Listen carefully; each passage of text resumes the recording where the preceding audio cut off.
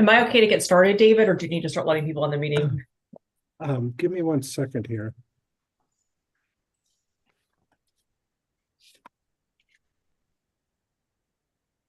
Yes, well, whenever you're ready.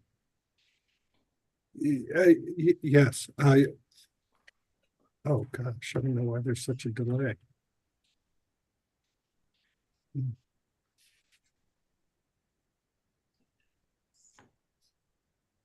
Uh,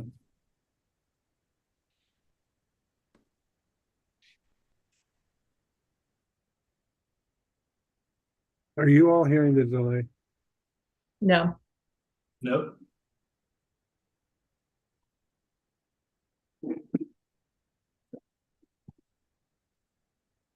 Erica, can you hear me okay? Yes.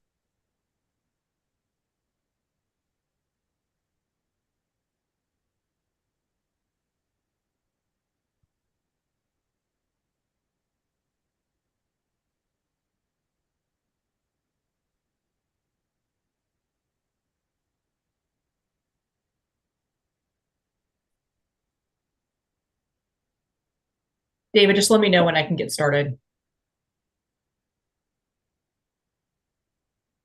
I'll stop sharing the screen. I just wanted to.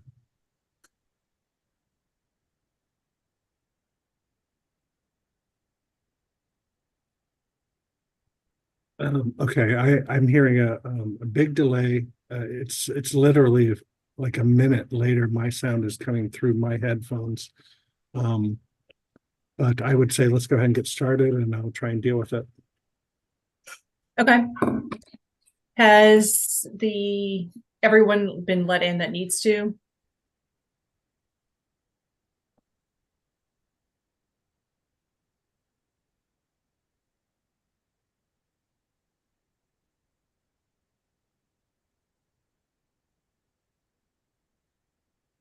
Um, I'm in the process. Okay. And then we're still don't have Stephanie or Lucas. So we're going to get to an issue when Andy and I have to leave if they don't You could get show. started. Okay. Let's get started then. Yep. All right. Good evening and welcome to the January 16th, 2024 meeting of the City of Charleston's Design Review Board. Feeling a little bit of PTSD here from our Zoom meetings during COVID, but Here's thanks Stephanie for everyone being with us virtually this evening. My name is Erica Chase, the board chairperson. Members of the board with us tonight are Ben Whitener, Aaron Stevens, Andy Smith, Stephanie Tillerson, and Lucas Boyd should be joining shortly. Members of city staff with us tonight are David Meeks and Patrick Carlson. We do not have any board members that are recused from any projects today. Myself and Andy Smith will be leaving the meeting early, and at that time, Aaron Stevens will be taking over as chairperson. We do not have any agenda items that have been deferred. And we do have some members of the public who have signed up to speak on behalf of one of the agenda items, along with some public comments that have been submitted that I will read. The order of the meeting will be as follows. David will be giving a project overview for any new projects. The applicant team will then have 10 minutes to make the project presentation. If the time is needed beyond the 10 minutes, if the presenter could let me know at the start of their presentation, we will then open up the meeting for board questions and then public comments. Then David will give city staff recommendations, and then the applicant team may respond or clarify to public comments or city staff comments at that time. We will then be in board discussion, and the applicant may not speak unless spoken and asked a question by a board member or to clarify only inaccurate information stated. If everyone could please make sure they silence all cell phones or anything else in the background that may make noise.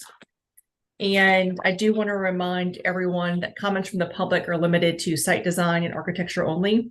Our board does not have authority over zoning issues such as land use, building density, flooding, or traffic. So with that said, we'll get started. I know everyone will need a little bit of grace today since we're back in the Zoom meetings. But agenda item number 1, 1137 Folly Road, requesting preliminary approval for a new one-story preschool. So with that said, we'll get started. I know everyone will need a little bit of grace today since we're back in the Zoom meetings. But agenda item number 1137 Folly Road, requesting preliminary approval for a new one-story preschool. David, I am getting feedback on your machine. Back in the Zoom meetings. But agenda. Okay, looks like David's going on mute. I am trying to figure this out. So Okay. I am getting feedback on your machine.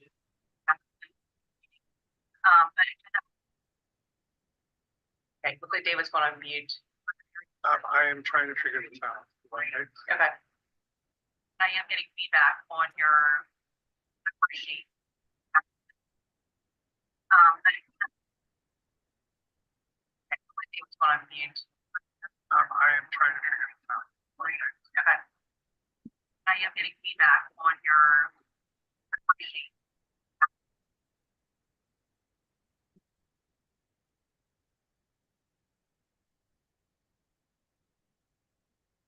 Okay, how about now? Can you, like, Erica, can you say something? I want to see if there's still delay.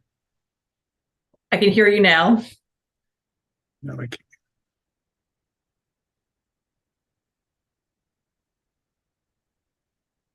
I don't know. Yeah, I need IT help. Thank you. Sounds like David's calling IT, so I appreciate everyone's patience. We're clearly out of practice in the Zoom meetings.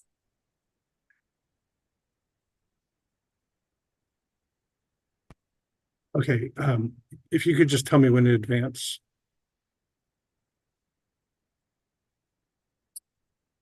We'll let the applicant team jump in if that's okay.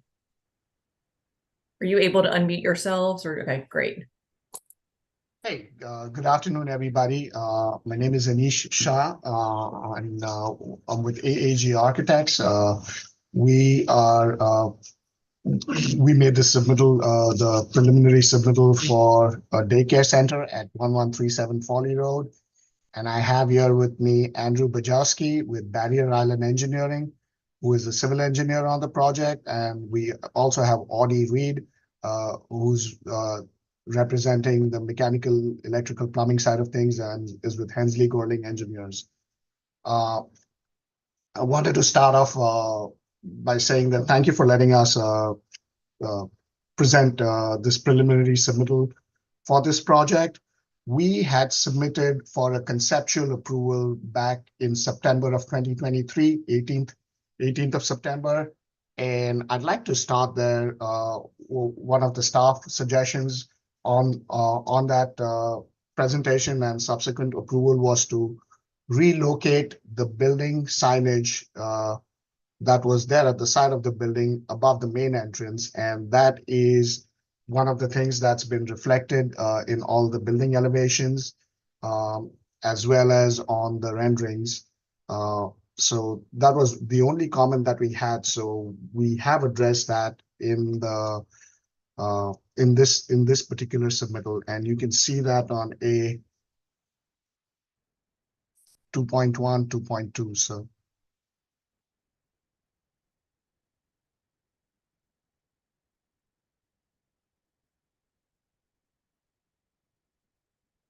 So this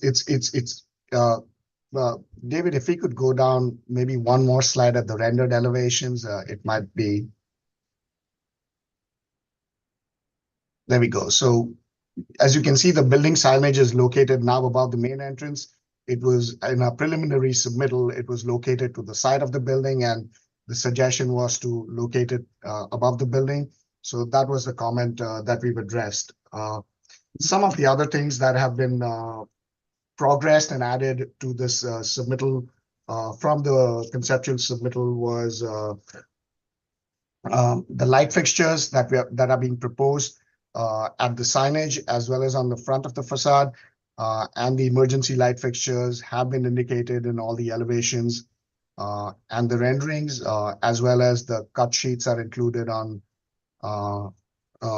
later sheets A 9.6 and 9.7. What we also did since then is we've actually located the mechanical rooftop units with their actual size and the layout. So you can you can get a visual sense of what that's going to look like from the street. They're located far back enough where at an eye level from the street or the parking lot, they would not be visible. One of the other things that has been determined since then is the entrance, the location of the main electrical service into the building. That is located on the west side of the building, which is actually the rear of the building. And that can be, if you look at this west elevation, number 3, and you see the little gray box right there in the bottom left-hand corner, that would be the electrical panel where the main service would come in. So it's not facing any of the main streets on Foley Road or the side facing Pittsford Circle. One of the other things that has progressed in design is, if you look at elevation number 3, the vents on the gable side of the roof have been adjusted to match the actual size based on the mechanical design. So as you can tell, they've gotten a little smaller than what was proposed previously, and that's just a function of the size that they need to be based on the capacity that's needed. The other thing that's been added in this submittal is the photometric analysis, not just immediately around the building, but then we also sent Dominion later on provided the photometric study for the leased lighting for the entire site. So that has also been added to this to the submittal. Along with it, we've included some wall sections for light gauge frame construction with typical wall construction, as well as sections to certain parts of the design, which you can see on a 4.1, 4.2. And then it also calls out the materials that we're proposing to use, and that is also reflected in the renderings that we're indicating. There's some additional details in terms of landscaping with the overall landscaping plan that have been added. And then we've also included the lighting plan inside the building, as well as the mechanical plans to kind of get a sense of where the different utilities and the services are coming in, just to see how it affects the overall facade of the building. That addresses everything that we've kind of added to the project since our previous submittal. It's been a progression of just the design and the construction documents over the last 3-4 months. And at this time, open to any questions or comments that may be there. So Thank you very much. Are there any questions from the board?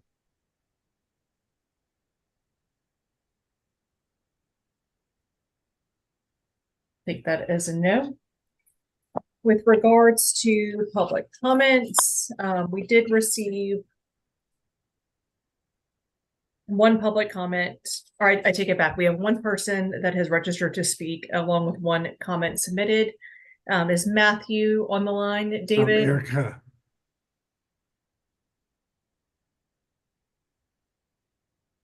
Yes.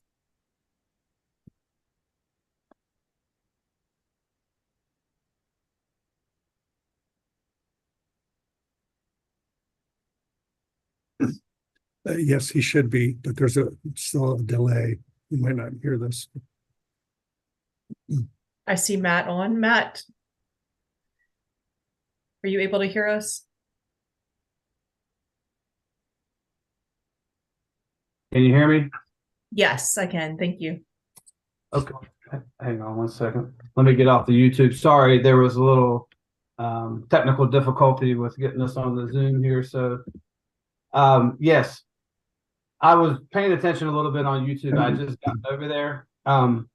So I think, and I don't know, again, if this is out of place here. Sorry. Yeah, Matt, if you could state your full name for the record, please, and your Absolutely. address.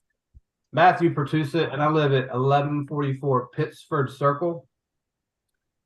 So that would be the road that backs up directly to the school. Thank And you. this, the back of the school would be up against our back fence. Okay, thank you. Main concern being that in my understanding is that what you guys do is establish to review the aesthetics, what the property would look like and that type of thing. That is But correct. there's been no mention about drainage. Correct. Go ahead, Matt. You're fine. You're fine. I'll let you guys talk, because again, I don't want to be out of place here if this is a separate issue for a separate council that I need to be involved in. Hi, Yep. this is David Meeks. Did Christina Walsh call somebody to come down here? I'm having a public meeting right now, and I'm having a big problem with the audio. David, could you go on mute, please? Okay, He's trying to great. make a call Thanks to so help much. with his Bye-bye. IT issues. Sorry, Matt. You're correct. So our board does not have purview over drainage and specific zoning issues. That is the technical review committee. Erica, are you able to hear me? Delayed. Sorry, Matt, for the constant interruptions. I apologize. So the technical review committee is who is responsible for drainage, traffic impact studies, any zoning specific item for the project. Our board only has purview over the aesthetics. That could also, though, correlate to how it affects you with regards to buffer, fencing, landscaping along the back of the property and the back of your property. I don't know what's So going on. unfortunately, we don't have purview over drainage or traffic or use or anything of that nature. And that, unfortunately, we can't hear any of those feedback or comments from the public.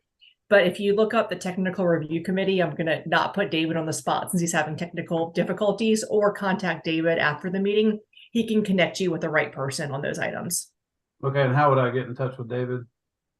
If you go to the city's website, or I could give you his email address quickly. It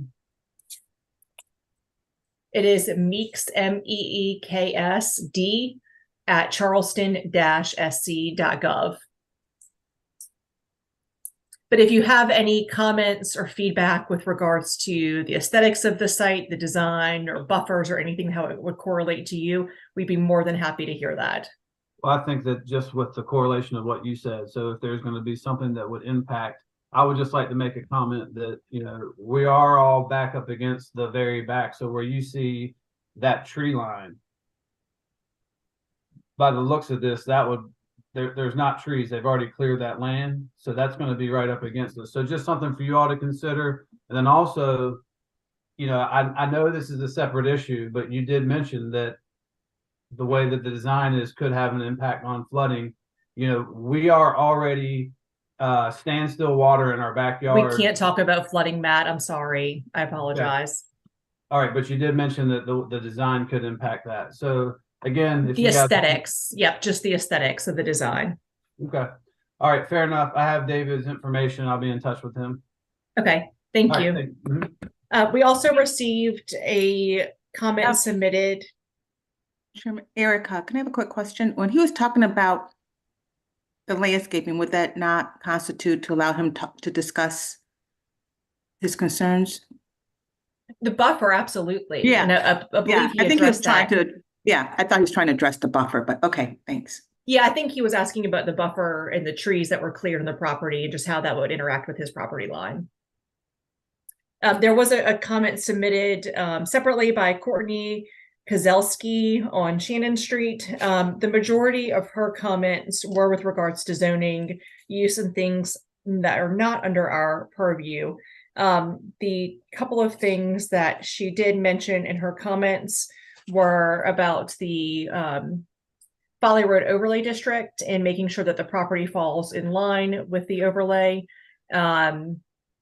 And then that she wants new businesses to maintain a somewhat residential appearance. And the rest, again, is not in purview. So that concludes our public comment period. With that, we will go into city staff recommendations. And I don't know, David, if you are able to speak yet and if your IT difficulties have been resolved.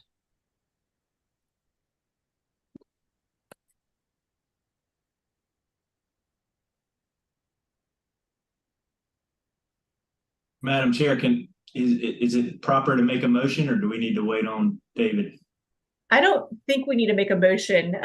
We could, I guess, I could read staff comments out loud. And then I do want to give the applicant team a moment to respond or clarify. Madam Chair, is it proper to make a motion or do we need to wait on? Eric, can you hear me?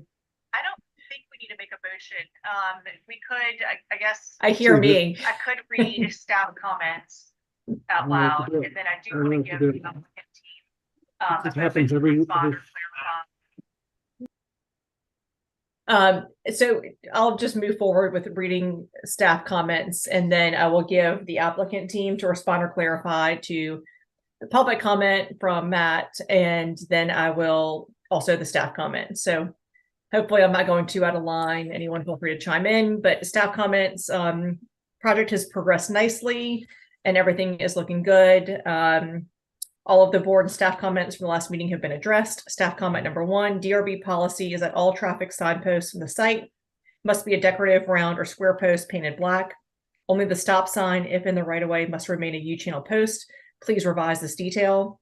2, the previous concepts proposed wood bench seats protruding from the front low wall, which staff had complimented in a past meeting. These wood seats were removed and the wall lowered so that the wall becomes a seat wall. Staff can support this change, but the wood seats were a nice detail. 3, please submit proposed signage to the permitting department as a separate package. With that, staff recommends a preliminary approval with the conditions noted and final approval by staff. So I'll give the applicant team now time to respond to the public comments and board comments. Anish, I'll go ahead first. This is Andy Bajowski. I'm the civil engineer, Barrier Island Engineering. With regard to the public comment, it sounds like the majority of those were addressed as issues for TRC and not DRB. The one that I do want to touch on is the buffering. As everybody knows, the property is in the South Village sub-area, Folly Road overlay. And that section of the ordinance 54.229.7 outlines the minimum buffer width of 20 feet adjacent to residentially zoned properties, and then provides an allowance for the zoning administrator to reduce the buffer by 50%, but not less than to 10 feet with the use of a 6-foot opaque fence. So that is what we are proposing on the site plan, and the landscape plan complies with. The planting requirements has been reviewed by TRC now for a second time. So just wanted to point out that on the buffering, we are proposing what is required within the overlay zoning district. Thank you. Anything else to add? Yes, I would like to address the staff comment about the bench detail in the front, which had the wood bench in the previous version. In going back and discussing it with the clients, one of the thought was to see if the bench could be lowered and be used for seating, and what that would allow is the staff or the teachers inside the classroom to be able to look outside the classroom from a visual surveillance standpoint. And that was the reason why the bench was lowered and the detail was simplified a little bit. But we can go back and discuss if that can be raised and the wood bench can be added. The intent was just to be able to see the sidewalk that goes out to the parking area when the teachers are inside the building along the north facade and also in the offices along the front, and to keep an eye on people that are coming in and coming out. So that was essentially a function of that. Thank you. And we'll let the board make a motion, but I don't believe David's comments were saying that had to be changed back, regardless. Eric, Comments? I mean, this is Yes, I can hear you right now. Okay, I think we've got everything resolved. I apologize. Thank you for reading the staff comments from him. I should be good for the next one. Okay, great. So with that, we're in board discussion and or a motion. I'm willing to make a motion unless any of my other board members have comments. I think I have oh, go ahead, Lucas. I was just gonna say I think we all likely agree with staff that it's come a long way. The only thing that sticks out to me as awkward, and I don't know, this is preliminary review, so I'm not too sure if the ship has sailed or not, but the raised pediment over the raised parapet over the front entry looks a bit awkward to me, and I'm wondering if that might be worth just lopping off and keeping it as a nice kind of squared off rectangle, as the brick volume as more of a, I don't know. Hey, Lucas. Same line. What do you think, guys? Lucas, can you hear me? This is David. Yeah. I just wanted to point out that we did have the applicant move the signage to that location. And if you take that off the parapet, I don't know if there's going to be room for the signage. Okay. Can you see this image now? Yeah, Yeah. it was already a thing that you've gone through with them.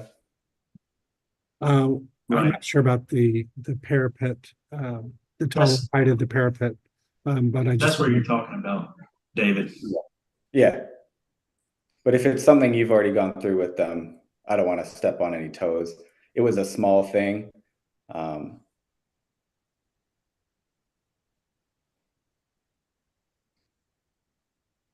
But all in all, I think it's come a long way.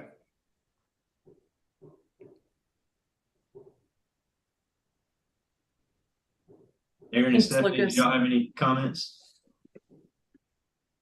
No, I did not. Madam Chair, can I make a motion? By all means. I'd make a motion for preliminary approval with staff comments 1 and 3. Thank you, Ben. We have a motion for preliminary approval with staff comments 1 and 3. Is there a second? I'll second. Thank you. Sorry. I don't know who was first, but I think Andy. okay. Oh, Andy has the second. I will now, any further discussion? I will now call roll. Stephanie, Yes. Aaron, Yes, in favor.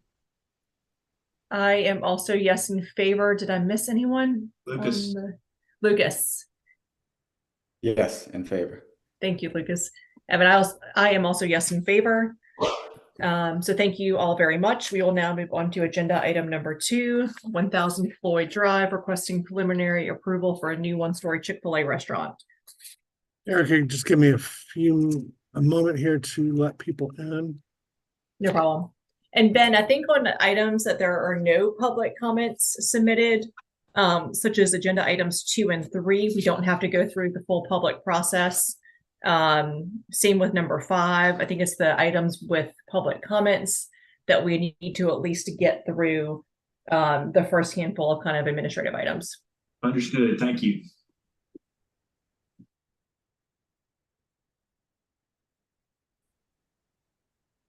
We've seen this one before, so I had no context slides.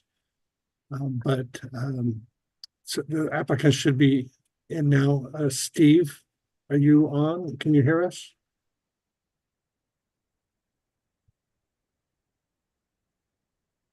Or Mike White?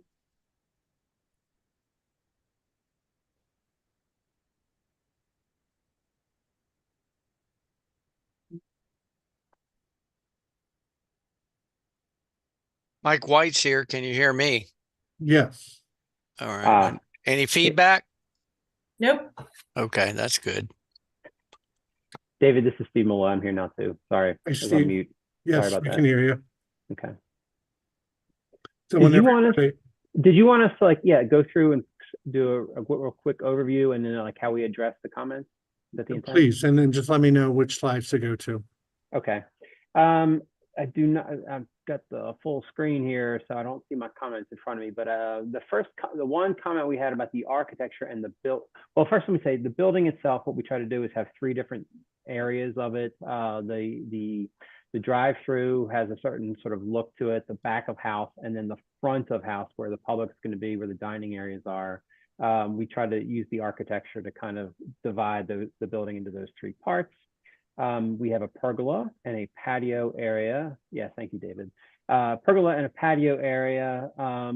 Just looking at the elevations right now that we have using the materials, we have a Nichiha panel and we have stucco, which is the white that we're trying to use on, say, the public areas where people are going to be. For the dining areas, the gray that's over on the side is kind of the anchor of the building, and it is the drive-through, and a little bit more solid kind of look. And then as you get down to the second from the bottom elevation is kind of what you're going to start to see over by our patio area. So we do have a trellis patio. We tried to address the way the seating is and the dining and how it's going to react, interrelate with the pedestrians as they approach the site. And then also we've got the parking and how people are going to approach the building that way. So that's a real quick overview. We do have site walls. And so the one real comment that we got back on the building itself was about, David, maybe you could flip to the one perspective that shows the site walls and the palm trees. And the question here, thank you. Yeah. Question here was like, we had some breaks in the site wall that we have going across there. What this perspective is not doing is showing every plant that we have. The landscape plan calls out a lot more of the plantings. So we put these visual breaks in that site wall along there, and we put the palm trees. The intent for this is really to try to have the site and the building and the landscaping all working together and have a visual connection for this, so you can sort of glance at it and see instantly that they all relate with each other.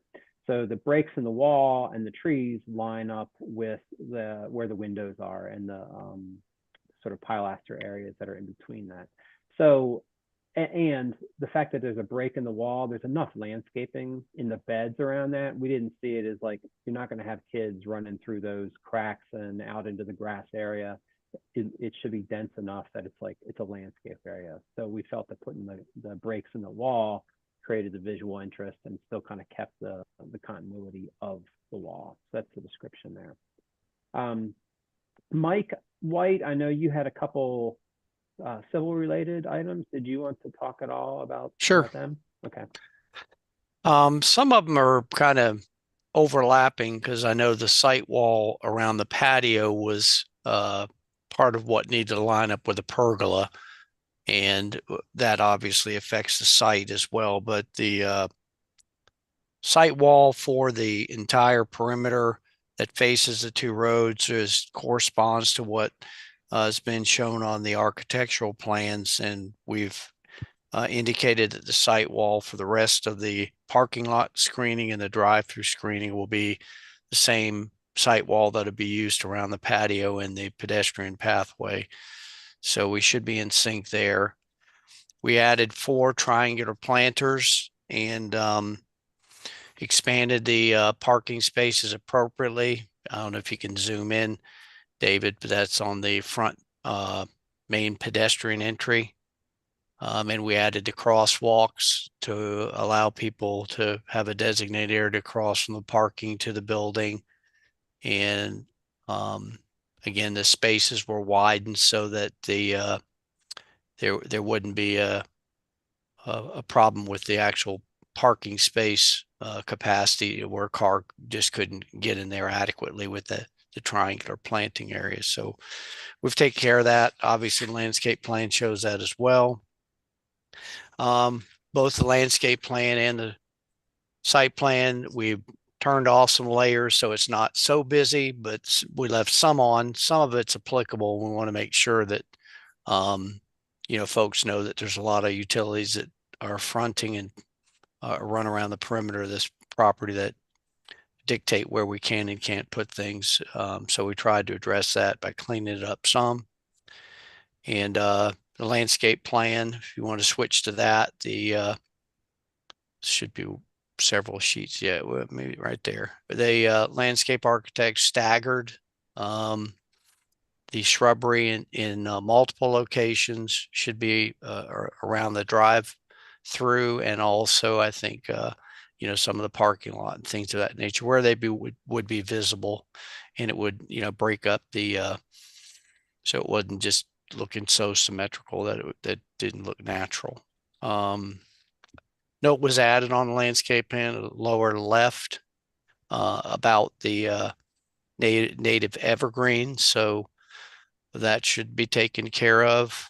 As I mentioned, it wasn't a numbered comment. This site plan has been revised to show the knee wall that matches the building.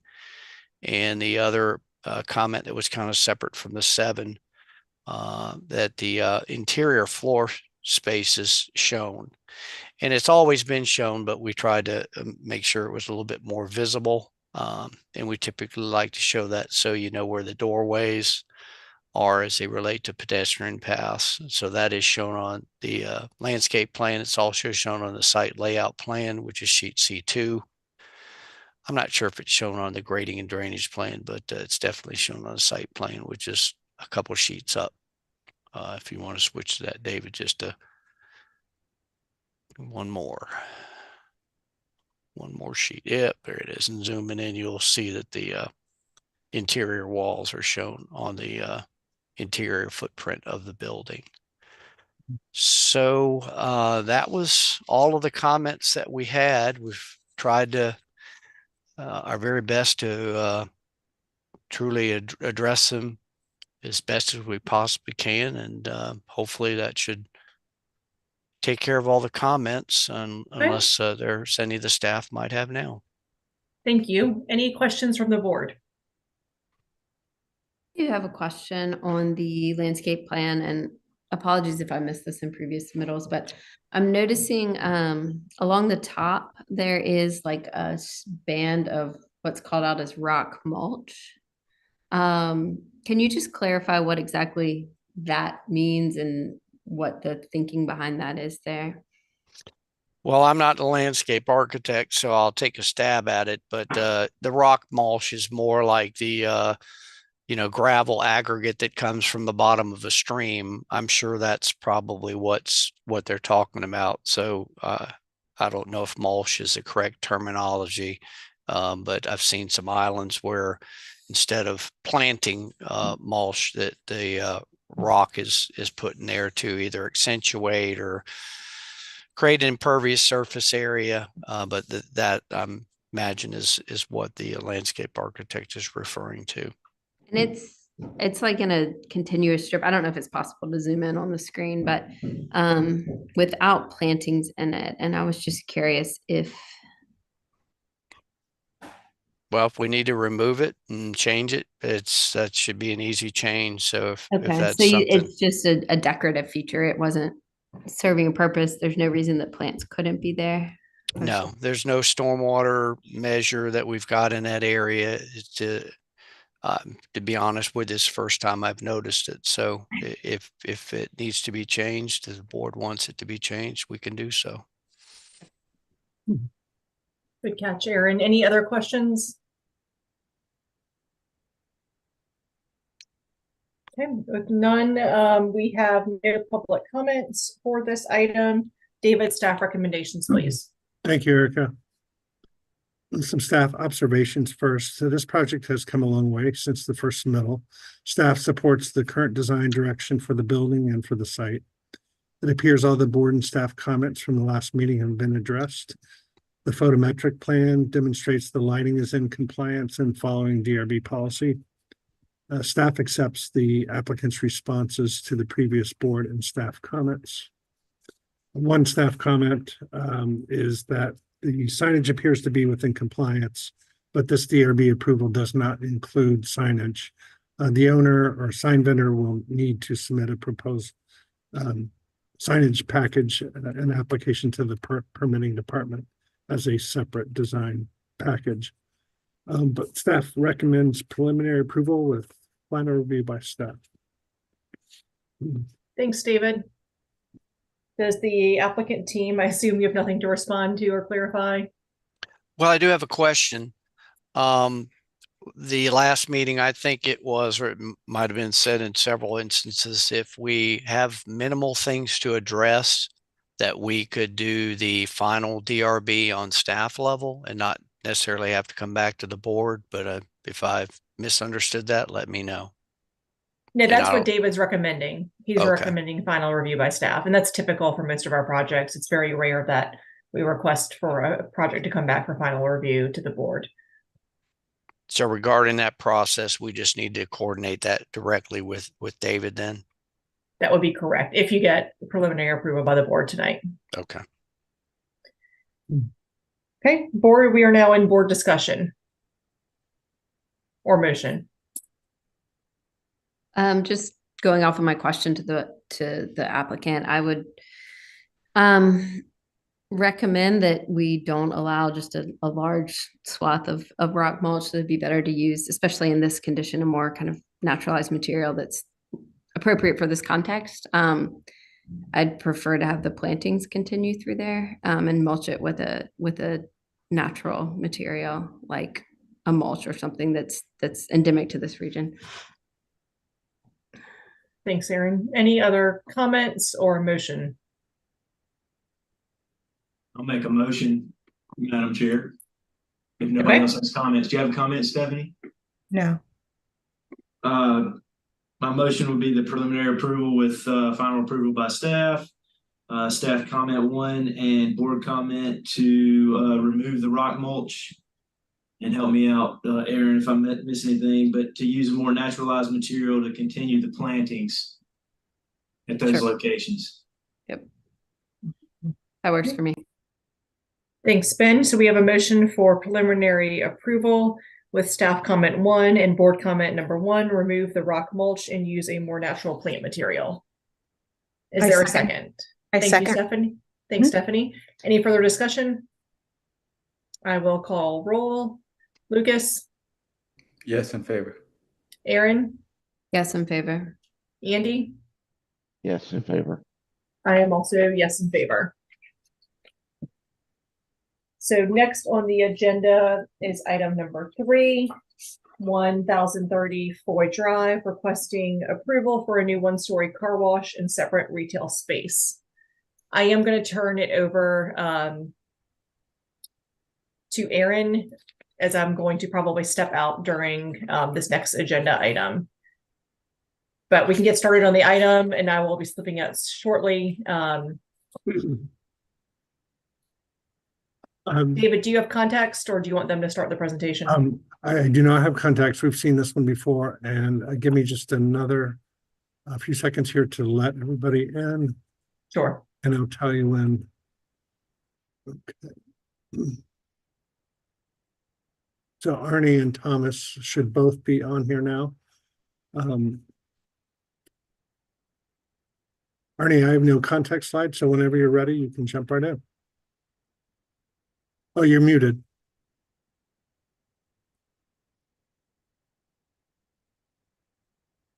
Arnie, you're still muted.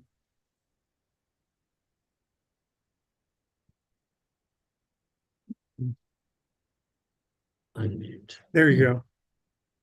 Better? Well, hello, everyone. Thank you for having us back, even if it's virtual. We're happy to be here. I don't want to spend too much time. We haven't made major changes. We just addressed the comments. There were, I think, 11 items. The motion last time was to approve. There were 12 comments from staff, and the motion was to approve items 2 through 12 to be addressed, which we've done. And really, there are 6 items out of that I'd like to just quickly highlight that made differences. So, David, if you could go to, I think, A201P, it's the previous.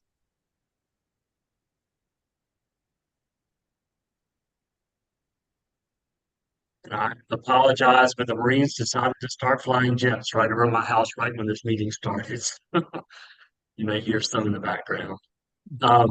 So I'll just start with this is the previous submittal, and we have the general theme of the building has not changed. We've developed the wall sections and details a little bit further, but we still have essentially the same materials. And so this A201 previous, the request, one of the comments was to study the height of the towers.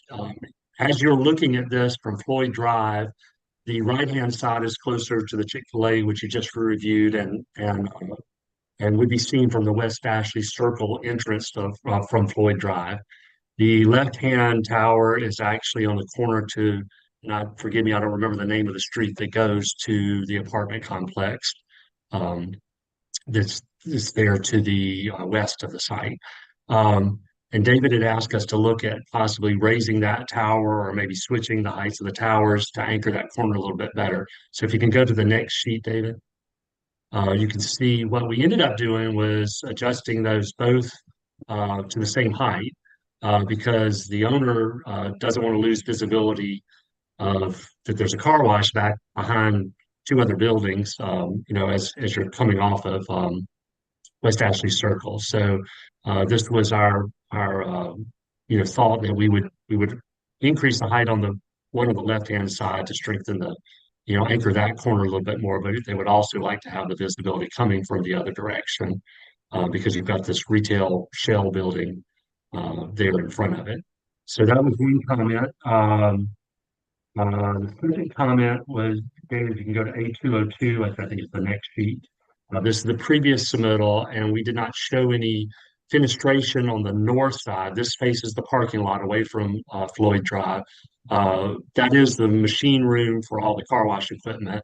But then if you can flip to the next side, you'll see that we broke that wall up with some additional, the accent tile that we're using, the blue subway tile that we're using, and we did do high windows. There is equipment along those walls, but we did high windows along the wall there to break up that facade a little bit more there. We didn't add any, and I'll get to the retail building. I think that's the next thing to jump to, David, is A251.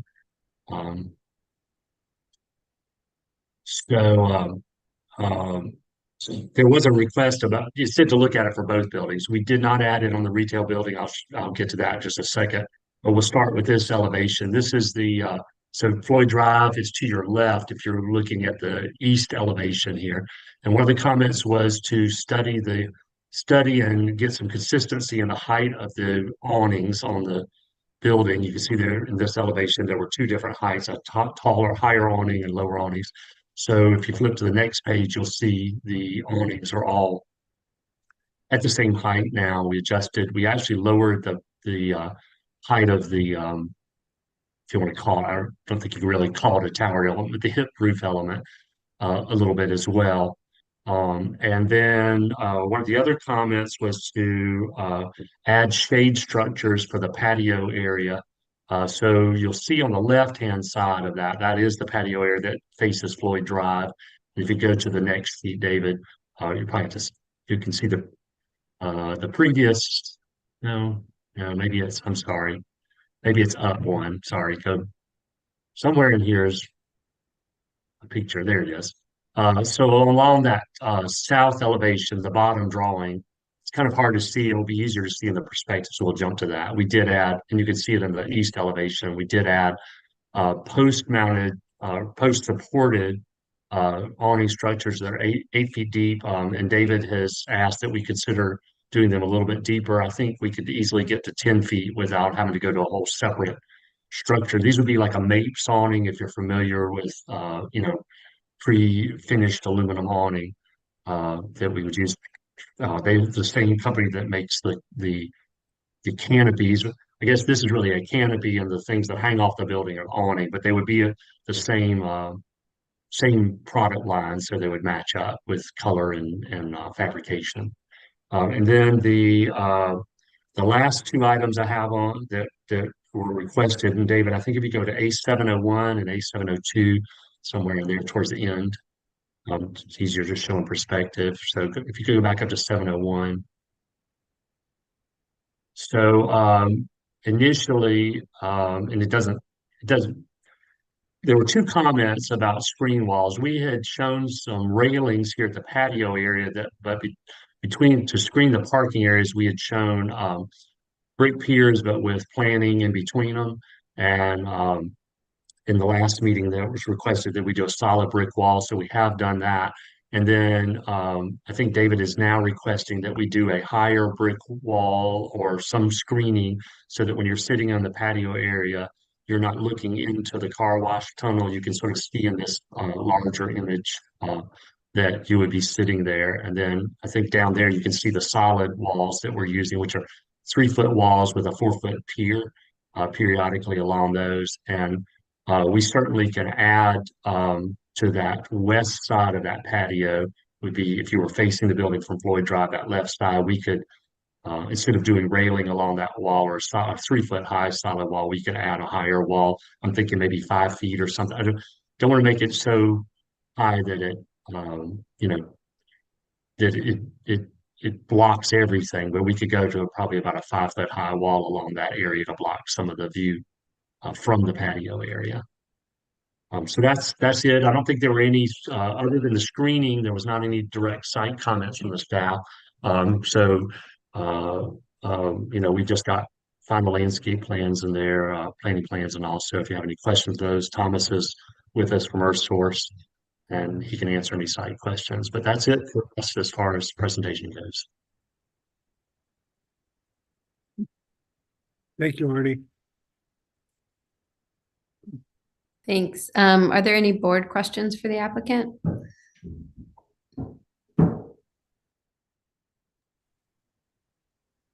Okay. There were no public comments or speakers for this item, so we will move to city staff recommendations. David. Thank you, Erin. It appears that most all the staff and board comments from the last meeting have been addressed. Regarding the applicant's response to staff comment number 2 to flip the tower heights on the car wash, the applicant has opted to make both towers the same taller height, which staff supports. Staff comment number 1, it appears the screen wall on the south end of the outdoor seating was not provided, and staff asked it to be added. The wall should be high enough for so that when somebody's sitting at the patio, you cannot see into the car wash tunnel. I think Arnie just addressed that. Number 2, the screen wall along Floyd Drive was revised to be continuous as staff asked. We suggest extending the wall at both ends to tie into the corner of the car wash. It stops just short of the building, and we're asking that it just tie into the corner of the car wash and into the perpendicular wall that is going to be added on the south end of the outdoor patio. Staff supports the proposed raised planters to be used as screening at the car wash tunnel exit. Number 3, a shade canopy was requested by staff for the outdoor seating, which is shown in the elevation sections and renderings, but it does not appear in plan view on the site plan or landscape plan. Staff asks that this be shown on the plans. The proposed shade canopy is currently 8 feet wide. Staff suggests this be a little wider to provide more shade than just the tables up against the building. Provide a detail for the shade structure, please. Number 4, the signage will be a separate review after DRB process. The current sign plans need adjusting. There's only one facade sign permitted on the sides of the building that face the street or facade that has a public entrance. I'm sorry, let me read that again. There's only one facade sign permitted on the sides of the building that face a street or a facade that has a public entrance.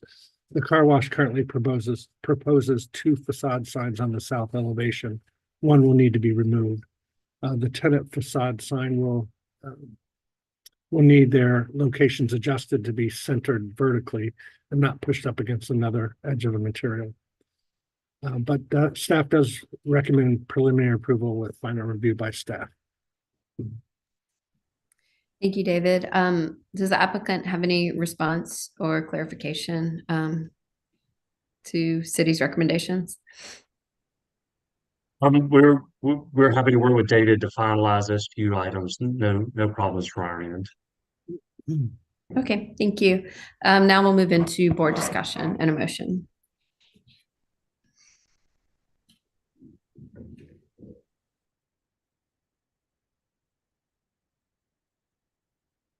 No comments from me. No comments from me. Make a motion if y'all are okay. You okay, Lucas? Madam Chair, I'd like to make a motion for preliminary approval with final review by staff with staff comments 1, 2, 3. Can I add 1 to 3? I think Arnie said 10 feet. He was willing to do. He could do 10 feet. Maybe we make that a board comment. So maybe staff comments 1, 2, and 4 with board comment. Adjust the shade canopy from 8 feet to 10 feet. Okay, so we have a motion for Preliminary or conceptual, no, preliminary. Sorry, preliminary approval with staff comments 1, 2, and 4, and board comment to extend the canopy from 8 feet to 10 feet. Is there a second? I'll second. Oh, go I ahead, heard Lucas first. So Yeah, Lucas. we have a second from Lucas, and I'll call roll. Stephanie? Yes, in favor. And I am also yes in favor. Thank you. Is Andy still on? He is not. Oh. He dropped off too. So we're down to 4. Thank you, everyone. Thank you. Thank you. Thank you, Ernie. All right. Aaron, just give me a couple seconds. I'll let the applicants in here. And Okay. I'll tell you when I got everybody in. Okay.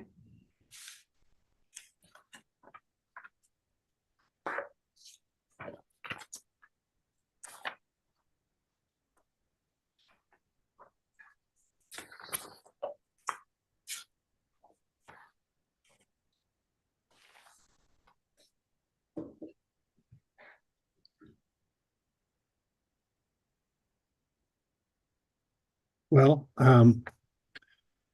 Cairo, if you want to go ahead and get started, I'm sorry, I do have some context slides here. I'm sorry. I'm looking for your other team members. I'm not seeing some of them. Is it possible that Jeff didn't put his last name? I only have one Jeff. And I'm not seeing Steve or Kevin listed. Unless they use a phone number. There's one person who has a phone number ending in 1234. David, it doesn't look like anyone is in the group that's able to speak besides. Let's see. I have Cairo. Not showing up for me. I don't know. Maybe I'm missing something, but Let me see here. I only see the board and then 3 city staff. Yeah, you're right. She was here a moment ago. And I said admit, but now I don't see her. She was, but she dropped out, it looked like. I wonder, gosh. Do you mind if I try and call her? Give me one moment, please.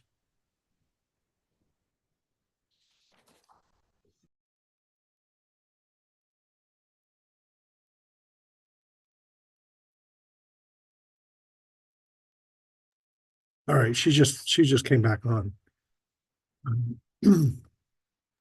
I can go ahead and introduce the item. I haven't even done that yet. So item 4 on our agenda is 211 Seven Farms Drive, requesting conceptual approval for a new 3-story mixed-use building over parking. Let me just show the context slides real quick. Okay. The red thumbtack is the location of this project, 211 Seven Farms, Daniel Island. Here's a closer view. It's right down the street from the Credit One Stadium. Closer view yet. It's going to be in this little patch of green right here. Here's a closer view. The street view looking into the site, it's going to be this location. Looking to your left is Seven Farms, and this right here is a private drive. Another view looking into the site. And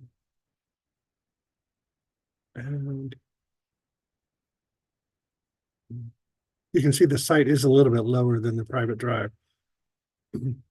With that, I'll turn it over to the applicant. Welcome, Cairo. Cairo, you're muted. You're muted. There Hey, you go. David, can you all hear me? Yes, thank you. All right. Thank you. David, did you also let Jeff Birnbaum and Stephen D'Amato in? Okay. And now I see Stephen. Let me. Thank you. I have one Jeff without a last name, but I'm assuming this is him that I just let in. Yes, thank you. But I'm Carol Wheeler with the Middleton Group, and we should have our client Jeff Birnbaum with SL Shaw on the line as well. And then Stephen D'Amato with Remark is representative for our landscape architecture team. So we are requesting conceptual approval for this new 3-story mixed-use building on Daniel Island. It includes retail and office spaces on the first floor, 4 residential units on the upper 2 floors, and underground parking. If you could go to the next slide, please. Here's a little bit of context. David already showed a little bit of it. So the site is a kind of a unique site on 7 Farms Drive, but it also has 2 private drives to the southwest and southeast. And it has great views of the Daniel Island Commemorative Park. It overlooks the pond and basically faces the Credit One Stadium. The context includes commercial buildings on the other side of 7 Farms Drive and 225 7 Farms Drive to the southwest. And it also includes a residential building to the southeast. The context is 4 stories directly adjacent to the site, and then 2 stories across 7 Farms Drive. And if you go to the next slide, please, it shows that the architectural expression of the context varies. So we have a precast, 4-story precast building with slight roof overhangs directly across from our private drive. Then we have to the bottom left, the residential building with stucco and brick and parapets. And then across from 7 Farms Drive, we have 2-story buildings with pitched roofs and parapets. So there's a little bit of everything. And the predominant materials here are brick, stucco, some siding, and as I mentioned, some precast. If you keep going to the next slide, please. The design goal for our project is to emphasize the views towards the park and towards the Credit One Stadium, and to design a dynamic building that fits that unique site and that also takes advantage of the natural topography of the site. At the top of the page, we showed some precedents. So we have the Credit One Stadium, unique, iconic structure with their sloped seating, and a sloped stage roof that inspired us to use a butterfly roof for our proposed building. And that butterfly roof emphasizes the view towards the park while also recognizing the pretty important intersection of 7 Farms Drive and River Landing Drive on the opposite direction. In the middle, you see, at the top middle, you see a building on Daniel Island at 145 River Landing Drive. Our client built this building for their office headquarter. And we put this in here because it shows a good example of how the first floor of this building can be elevated and stairs, planters, and ramps can be well integrated into this design. And then at the top right, we're showing the Kingstide restaurant. It's a good example of how the building can activate the streetscape with deep porches. And we also like the use of contemporary cable railings, and it shows typical vernacular that you can find around Daniel Island. And then at the at the bottom of the page, we showed some more contemporary examples of a building with a butterfly roof that uses more contemporary bracket design. And then at the bottom right, this is the Daniel Island Recreation Center that shows the use of a more contemporary shed roof. If you could go to the next slide, please. So this is the first floor of our building. This is the kind of commercial portion of the building. We are showing a porch to the Plan West side facing 7 Farms Drive, again, to activate the streetscape. And it includes stairs and ramps. And then we have a more understated residential entry to the Plan South side that you can access from the private drive, but the residents on the 2nd and 3rd floor will mainly use the parking garages and entrance. And to get into the parking level, you would get there through the entrance to the Plan East. This is the low point of the site. So we're taking advantage of the natural topography here. You can see a slight blue line to the north of the building. This is a building setback line. So the site itself comes with a couple of site constraints. The northern property line is basically requires a 20-foot visual buffer setback, and then from there it's another 10-foot building setback. So we had actually last year applied for a building variance to get into the setback, but we decided to defer or to not go in front of the Board of Zoning Appeals and slightly redesign the building so that we are zoning compliant and we don't need any variances. And then at the south of the plan south of the site, you see another blue line. This is a utility easement that further kind of complicates the buildable area or reduces the buildable area of the site. But we came up with a good design that honors these setbacks. Next slide, please. These are the streetscape elevation. Next slide, please. We go straight into the building elevation. So the top left of the page shows the main elevation facing 7 Farms Drive. You see the butterfly roof that I mentioned before, and the porch facing this street.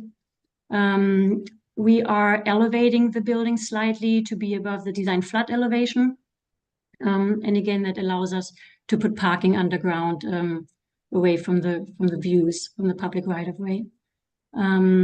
Material-wise, we are showing brick on the first floor, and we are evaluating a slightly lighter material. If you could go back to the elevations, please. We're evaluating a lighter material for the second and third floor, maybe stucco or some smooth siding. Maybe keep going to the next slide that shows some 3D views. So again, here's the view at the top left from 7 Farms Drive. At the bottom left, you see the view of the building facing the park. And as I mentioned, our design goal for the building is to emphasize the views towards the park. So we placed some generous porches towards that view. They're slightly recessed to give some privacy to the residents. And then at the bottom right, you see an overall aerial view showing how we place the building on this unique kind of corner lot, and how it's also highlighting the views of the park towards the stadium in the back. Next slide, please. So these are the 4 floor plans, the underground parking at the bottom left, and the first floor, the commercial first floor, and then the 2 upper floors are basically identical residences. Next slide. Here's some sections and the roof plan. So the butterfly roof gives us the opportunity to place the condenser units between the sloped roofs, also away from the public eye. And the butterfly roof also helps us not to have any exposed downspouts. If you keep going, we added the civil site plan and landscape plans to this submittal. We also have our landscape architect here if you have any questions regarding that. This project went in front of the Daniel Island ARB. They gave us conceptual approval, and today we're asking for conceptual approval and hope to get your support so that we can continue to develop this project. And again, I just wanted to point out we're not going in front of any of the Board of Zoning Appeals. We are code compliant, and we went to TRC as well and get green light from there as well. Thank you. Are there any questions from the board for the applicant? I have one. Mine is just quick. You said that you went before Daniel Island ARB board and they gave you conceptual approval. Correct. Did they have any comments? They requested landscape plans, more detailed landscape plans, which we will provide at the next go around. They did ask to slightly simplify the massing or they basically had some comments regarding the overhangs. And we had the butterfly roof, but we had a slightly asymmetrical facade. So they asked us to simplify the massing. And if you look at our facade now facing 7 Farms Drive, we made the facade symmetrical and made it simpler. So we feel like we addressed those comments, but other than that, they did not have any comments. They actually stated that they would support the project if it went for a variance. But again, we adjusted the depth of the building slightly to go without a variance. That was it. Okay, thank you. Any other board questions? I have one, but I'll let others go before me. I just have a quick question. The front porch, the porch on 7 Farms Drive. Yes. And this certainly doesn't have to be worked out at conceptual, but I was just curious, the depth of that porch, and it looked kind of narrow where it hits the handicap ramp. Is that?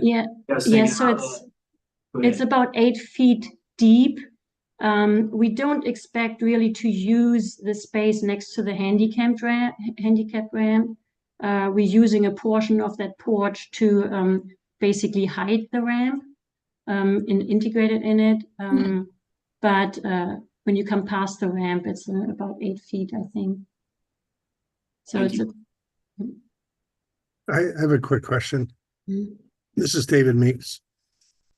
Carol, you're showing some round planters and an image of round planters in your materials sheet, but I didn't see where those are on the site plan. I do see 2 squares on either side of the benches down at the street level on 7 Farms. Is that where they're going to be located? Did you see them on the landscape plan? I didn't. Maybe if you could go to the last pages, they're at the very end. And I would let Stephen elaborate on that as well. Sure thing. This is Stephen with Remark Studio. We do show square planters in the site plan, but located elsewhere along 7 Farms Drive, there are circular planters. So we show a circular image. Now we can correlate the site plan with images based on comments. No, that's okay. I mean, I like either square or round. I was just wanting clarification of where they're located. Yep, just right on each side of the benches there. Thank you. Any other board questions for the applicant? I had one clarification question in like plan north of what we're looking at now. At the edge of that parking, is that a wall where I see the double line that wraps the parking lot there? Is it a retaining wall, or what's the intention there? Aaron, I'm not sure where you're talking about. I wanted to point to it. The parking spaces right up there, go up at the top. There's like an L-shaped wall, it looks like, that wraps those. And I was just curious if that's a retaining wall or a new wall, or what that is indicating. That's more of a question for civil, but in coordination calls with them, it is more of a retaining wall, just based on how the grades are working out on that side over there. So the parking is elevated above the... Just ever so slightly. Behind. Yeah. Okay. We try to keep the parking level, of course, to be compliant with the guidelines, and the topography slightly slopes down in that area. And is Correct. there any reason that there isn't landscaping shown kind of around that wall? Based on just conceptual planting plan, we show a ground cover just to really merge with the marsh palette that's located in that buffer zone. But we can look at that further as we get further into the project. Okay, yeah, it looked here just like it was sod or seed or something. I didn't see any indication of plantings. Okay, thank you. Mm-hmm. Any other questions from the board? All right, we did have a few public comments. Yes. We so- had I'll 3 get them ready. people sign up to speak, including one who also sent in a letter, so.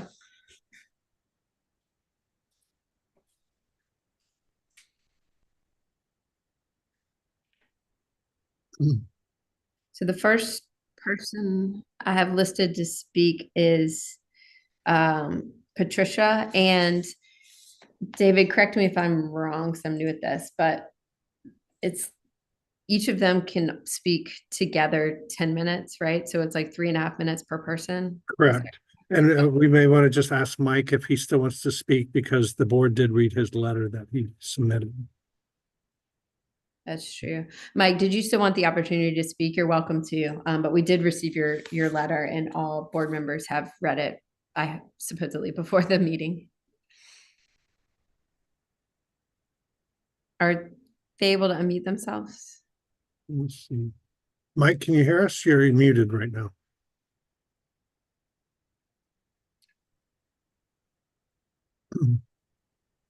Okay. Let's see. I Now, see. Well, I've also let in I see Patricia Fox. Patricia and Penny Campbell. So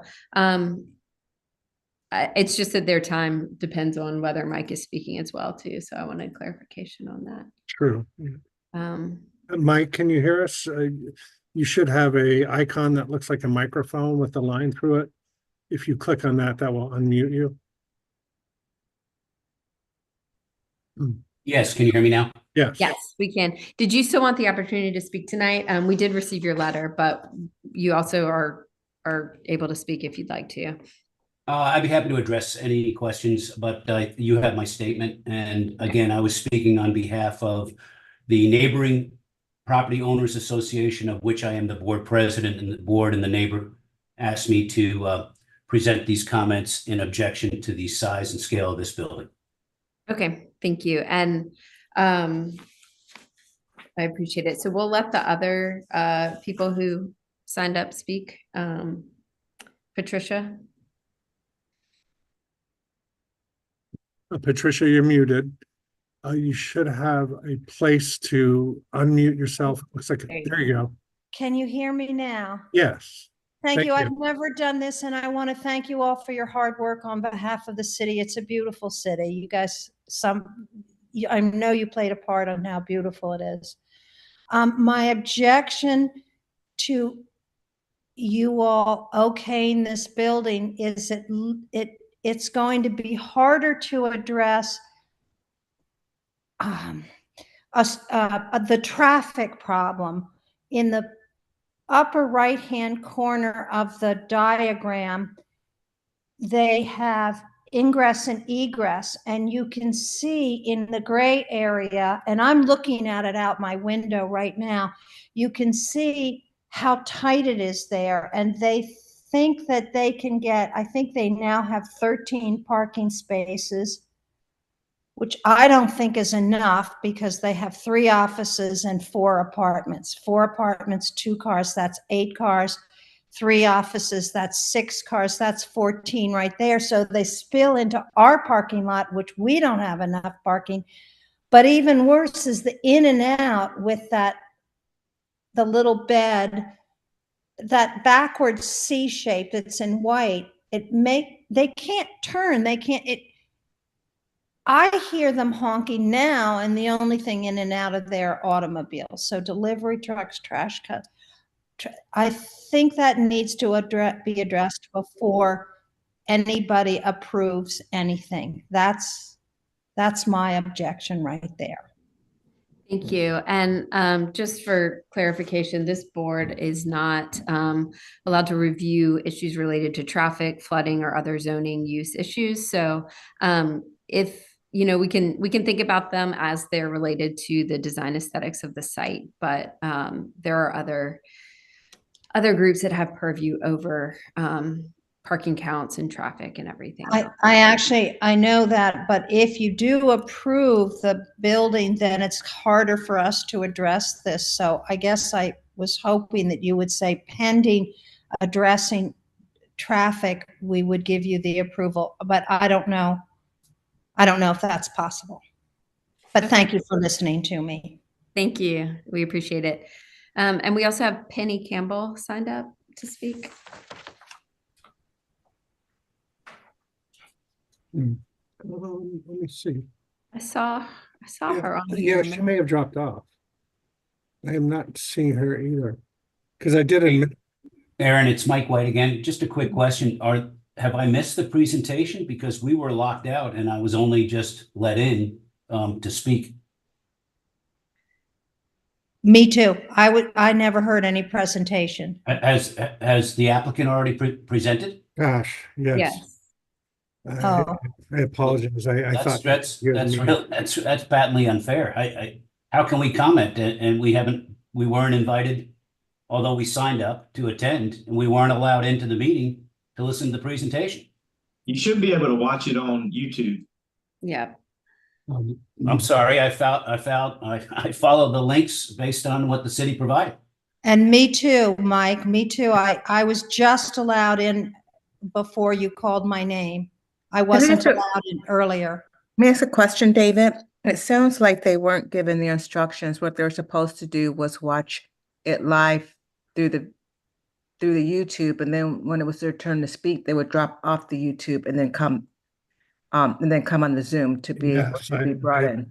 I apologize if there's any miscommunication.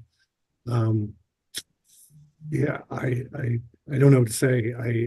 I thought you were able to see the meeting before we let you in. I was told that that the YouTube was an option, not a mandatory first step thing. I was told it was an option. Yeah, I would think that it is an option for you all to watch it, but in order for you to see the presentation, you have to look at it through YouTube, and then in order to present to us, then you're brought into the meeting. Well, you guys can read the agenda that's posted. It doesn't say anything about watching on YouTube. It says to participate. I understand. That was just. Well, I think it's patently unfair that you're asking us to comment with the neighbors, and we didn't get to hear the presentation, and we've not received anything from the applicant. David, I think you probably have to.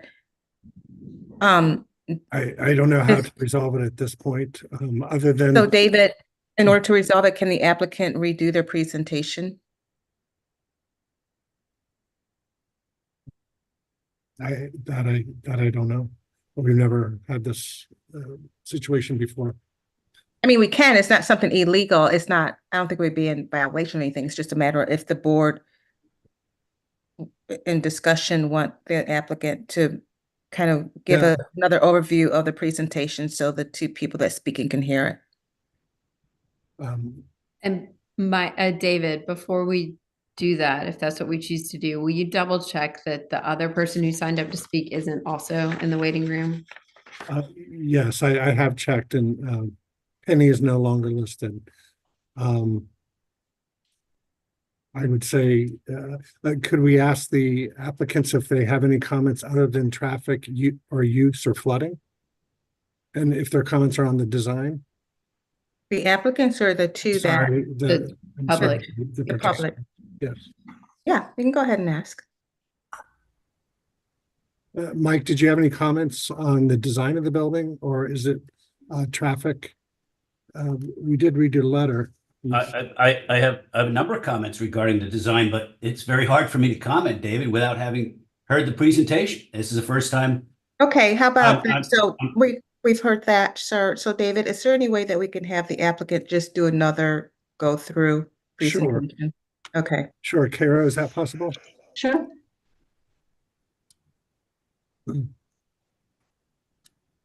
Okay. You can go to the second slide. Again, I'd like to, not going to comment on parking and zoning. I will just say that we are zoning compliant.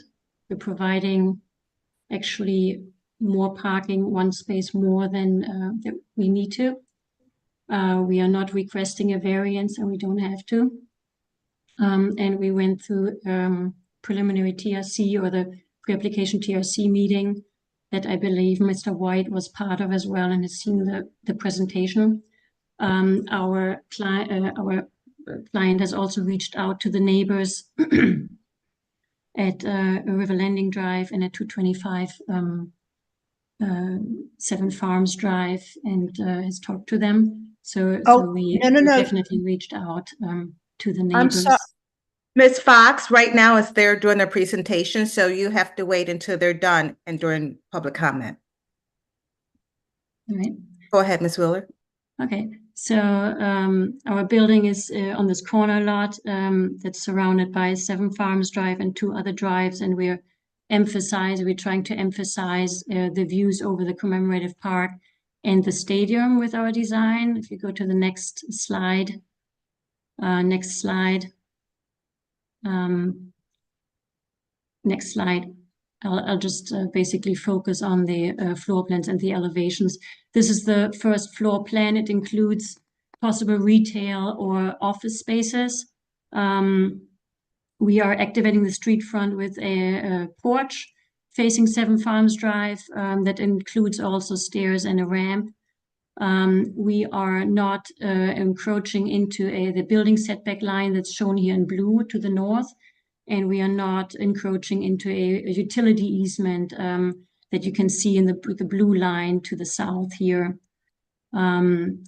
We have a residential entrance for the units on the upper 2 floors to the south with a stair. That the residential entrance is a little understated because the residents will actually enter their residences through the parking garage and then take the elevator. The entrance into the parking level is to the plan east, since this is the low point of the site and we're taking advantage of the topography here. If you keep going, these are the streetscape, and it shows the context. And I had mentioned in the previous presentation that the context varies. We have many different styles of architecture. We have a precast building with roof overhangs to our south, and then we have a 4-story residential building with siding and parapets, and on the other side of the of Seven Farms Drive we have pitched roofs and parapets. So there's no particular style that we feel like we have to address. And keep going. These are the elevations. So the top left shows the Seven Farms Drive elevation. We have brick on the first floor, stucco or a smooth siding material, and the second and third floor, a butterfly roof that helps us conceal the condenser units, and then the porch design with contemporary cable rails. Keep going. Here a couple of 3D views, and then keep going. Here are the floor plans showing our 18 parking spaces we are providing at the bottom left. Top left is the commercial floor with possible 3 suites. And top right, on the right side, you'll see the 4 residential units with deep porches facing the commemorative park.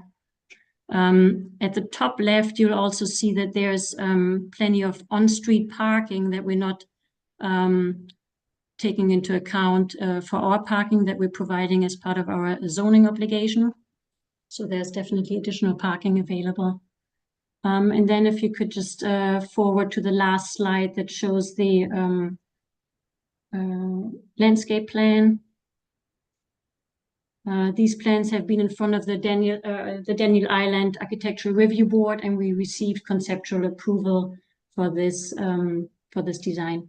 And today we are asking for conceptual approval by the DRB. Thank you. Thank you. So the members of the public who signed up to speak, we can give you an opportunity now to respond to their presentation. Patricia.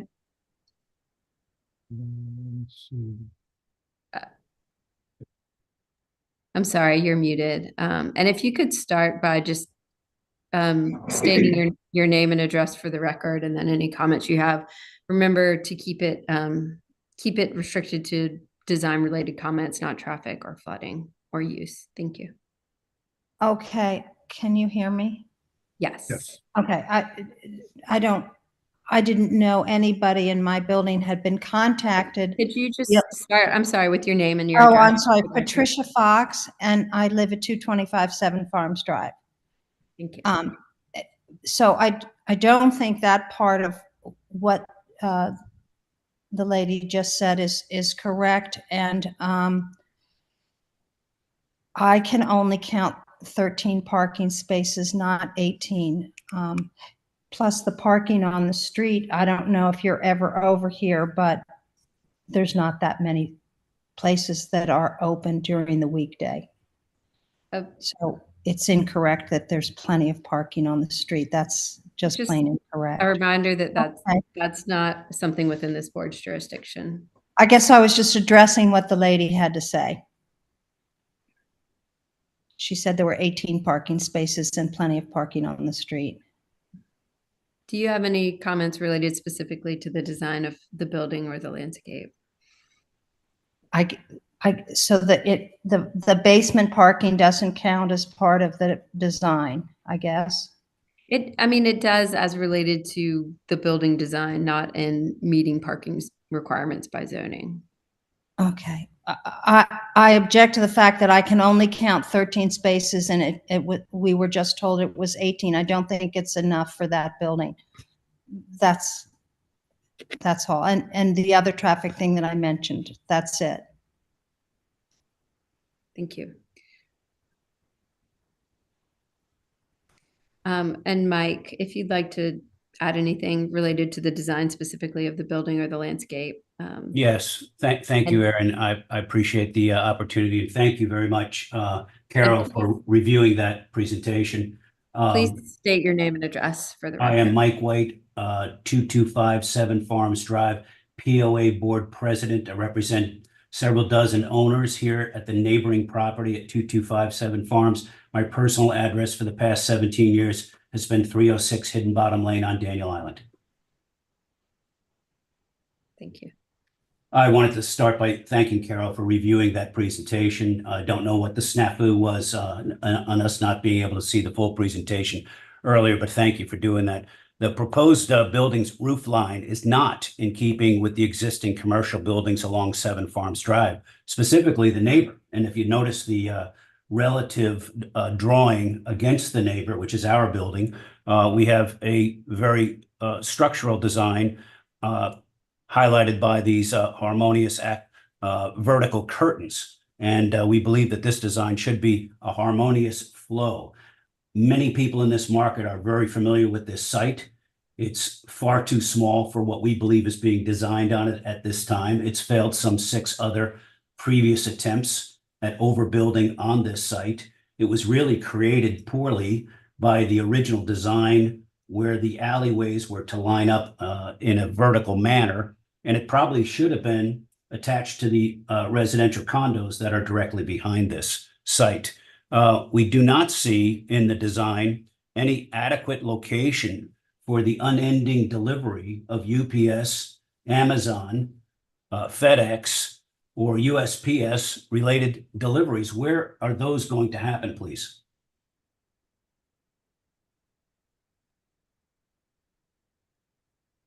Okay, thank That was you. the question. We'll give the applicant an opportunity to respond when you're finished with your. Okay, all right, fine. We also object to the design of 3 retail tenants with a total lack of support space for those retail tenants. What products are anticipated to be sold there? Is a 53-foot trailer going to make deliveries? And if so, how is that support of those retail tenants going to be achieved? There's simply no room to do this on the alley, which is a very busy alley because a number of residents along River Landing Drive bypass the intersection, which is lighted at River Landing and Seven Farms, and cut through this alley and through our parking lot. And any obstruction there is going to be very, very difficult for all the neighbors involved. I think there's a lack of visibility in the design of the parking area. How would a resident, if these parking spaces are not designated for the condo residents, how would a condo resident enter this garage thinking that he's got a parking space waiting for him, and yet there's a customer, or more importantly, an employee of a commercial unit on the first floor still in that parking space.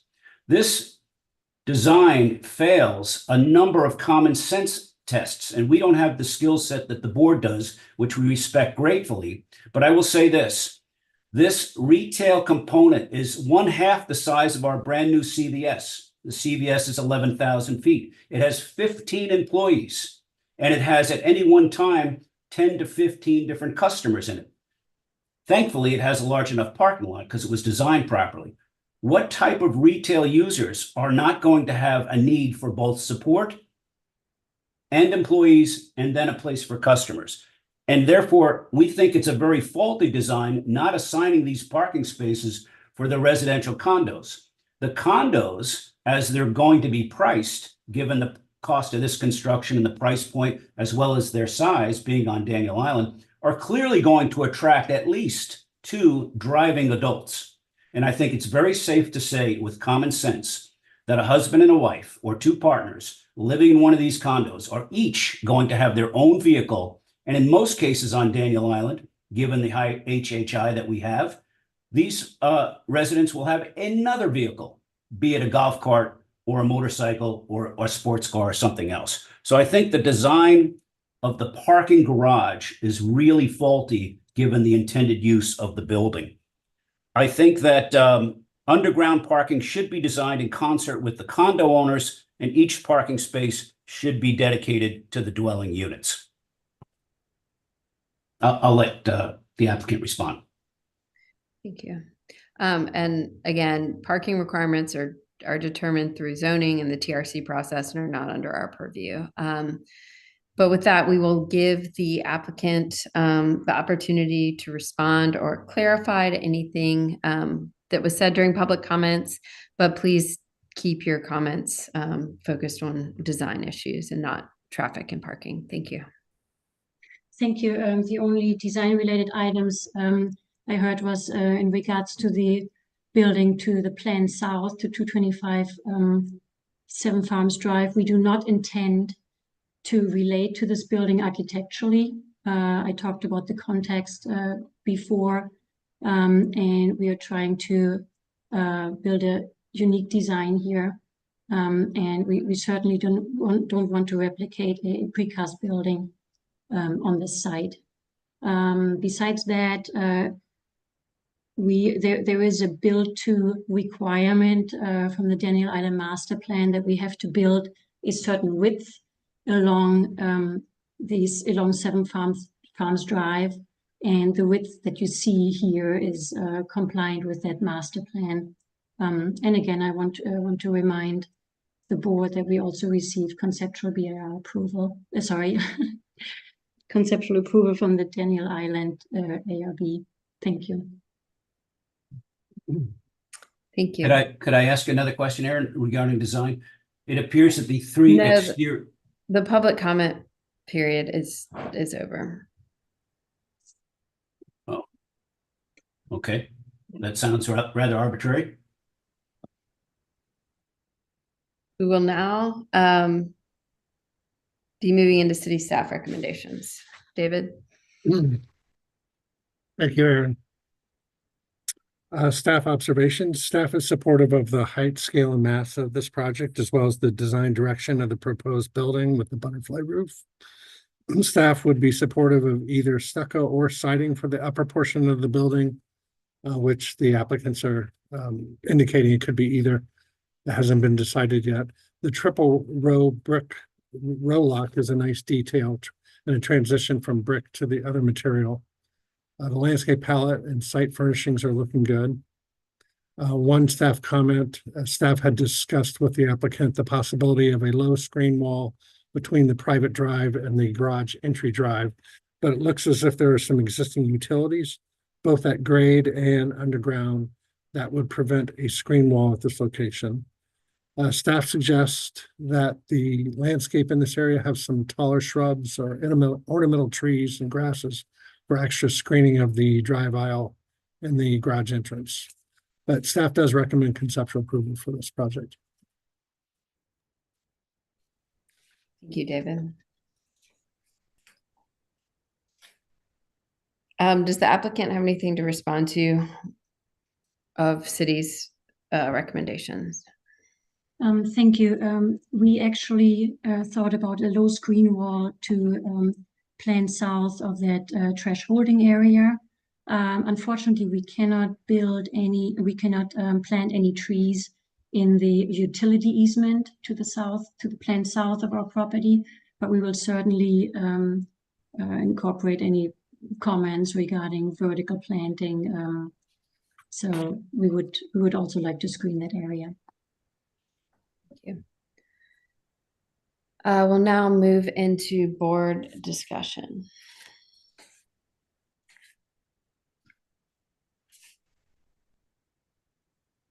And a motion. I actually think it's a nice looking building. I think my lights went off in my office. I think it's a great solution for that small site. Height, scale, and mass look like they're going in the right direction. I agree with staff's comments about the siding. I would suggest studying things like the front porch as you get further into the process, the design. Of course, that'll come with refinement about the porch. I think there's some things like, really figure out what that height is of the porch. You got railings stopping short of the stair, figuring out details like that. But in general, I'm supportive of the design direction.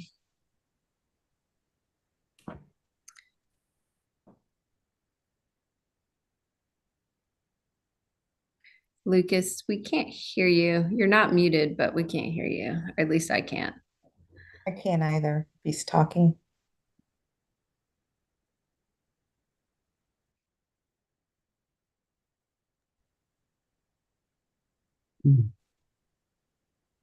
Nope, I can see your mouth moving, but I can't hear anything. But your mute symbol is off, so it must be a microphone issue or something.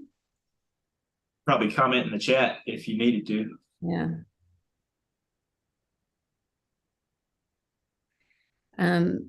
I would say my only comment would be that, at the next level, I know this is still conceptual, but to provide a little bit more information on that retaining wall surrounding the parking, just what the finish of that would be, and make sure that it's integrated into the landscape plan and there's plantings proposed around it. But other than that, I don't have any other comments.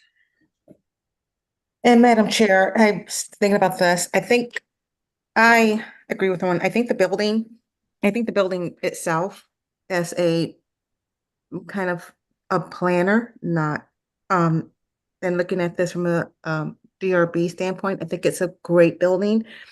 The only reason why I may not support this is just that, and I know it's part of not our purview, I would love if the applicant could spend a little bit more time with the community and look at a design that can support what the community is saying and maybe their needs and come up with a compromise instead of coming to us and trying to hash it out. But that would be the only reason why I would probably not support it. But it is a good-looking building, and I'm not quite sure what else they can do with that site. That site will be developed. But Can you guys hear me now? yes. Yes. Go ahead, Lucas. I'm all done with my comments, Lucas, so you can go ahead. Thank you, Stephanie. Yeah, I agree with everything that's been said. I think it's tricky site. Commend the use of underground parking. I think the gesture of presenting a symmetrical kind of contemporary interpretation of a classical facade on the street facing elevations is quite nicely counterbalanced with the urban facade that we see on the top right, and then a completely different facade, this kind of PC, more carved facade to the park side. I think that's quite elegant. In terms of community engagement, Stephanie, they've been through the ARB, and we know the ARB out there is very, very involved. What do you mean by that? So I know the ARB, I know they went before the ARB. I'm not sure if they're like the Key West ARB, which is the community is not involved in that process generally. So I'm not sure if the Daniel Island ARB is more of you're working with the applicant and not really with the community.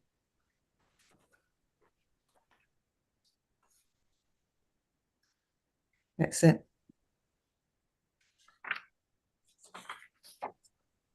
Thank you. So is there a motion from the board? I'll make a motion. I would make a motion for conceptual approval with staff comment 1. And did you want to add anything, Aaron, for landscaping? Yes. Or I comment? would say provide more information on the finish of the proposed retaining wall around the parking, and also integrate that area into the landscape plan with plantings. Agreed. Okay, so we have a motion for conceptual approval with staff comment 1 and board comment to provide more information on the finish of the retaining wall and integrate it into the landscape plan with plantings. Do we have a second? I'll second. Okay, we have a second from Lucas. Now I'll call roll. Stephanie? No. And I am in favor, so the motion passes. Thank you all for your presentations tonight. Apologies everyone. for Have a good evening. the technical issues. This isn't our typical meeting setup, so we apologize. I had no context for this project since we've seen this one before. So item 5 on our agenda is 3496 Shelby Ray Court, requesting conceptual approval for a new addition to an existing veterinary clinic. Give me one moment to let everybody in here. Okay.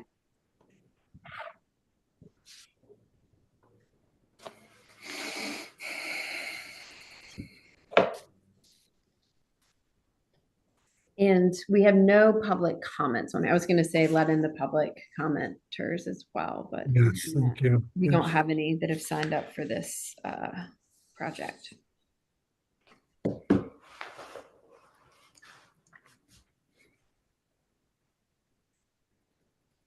Can't believe you guys did this Zoom through all of COVID.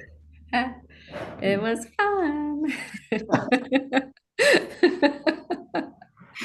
So I let everybody in. I don't have any context slides for this since we've seen it before. Okay. Andrew, are you going first? I was gonna No. introduce the team really quick. Sure, please. Okay. Sorry, I thought my video was on. So my name is Andrea Sheehan, and I work with National Veterinary Associates, which owns the Charleston Veterinary Referral Center there in Charleston. It's an existing emergency and specialty animal hospital. And what we're looking to do with this project is expand and renovate the existing hospital and basically double the size. So what we'll end up doing is renovating the existing emergency room space and then expanding the hospital for a total of 30,000 square feet to add some additional specialty square footage. And then just quickly, I was going to introduce our team. So Mark McCormick, he was there last time. He is our project manager with NVA. And then we have David Madden, who is our architect, and he's with BDA Architecture. And then Andrew Roth is our civil engineer, and he's here representing Independence Engineer. Kind of let them walk through the comments we received last time and responses that we've made. Thank you. I apologize. Mark McCormick was let in a little late. Mark, you just missed the introductions, and Mark has now joined us. Hi, David Madden with BDA Architecture. I'm a project manager. And let me just do an opening statement here, and then we can go into the drawings, and I'll throw it over to Andrew as the civil drawings are first, and then we'll get over to the architecturals. So basically what I wanted to start off with is we were deferred on the November 6th meeting.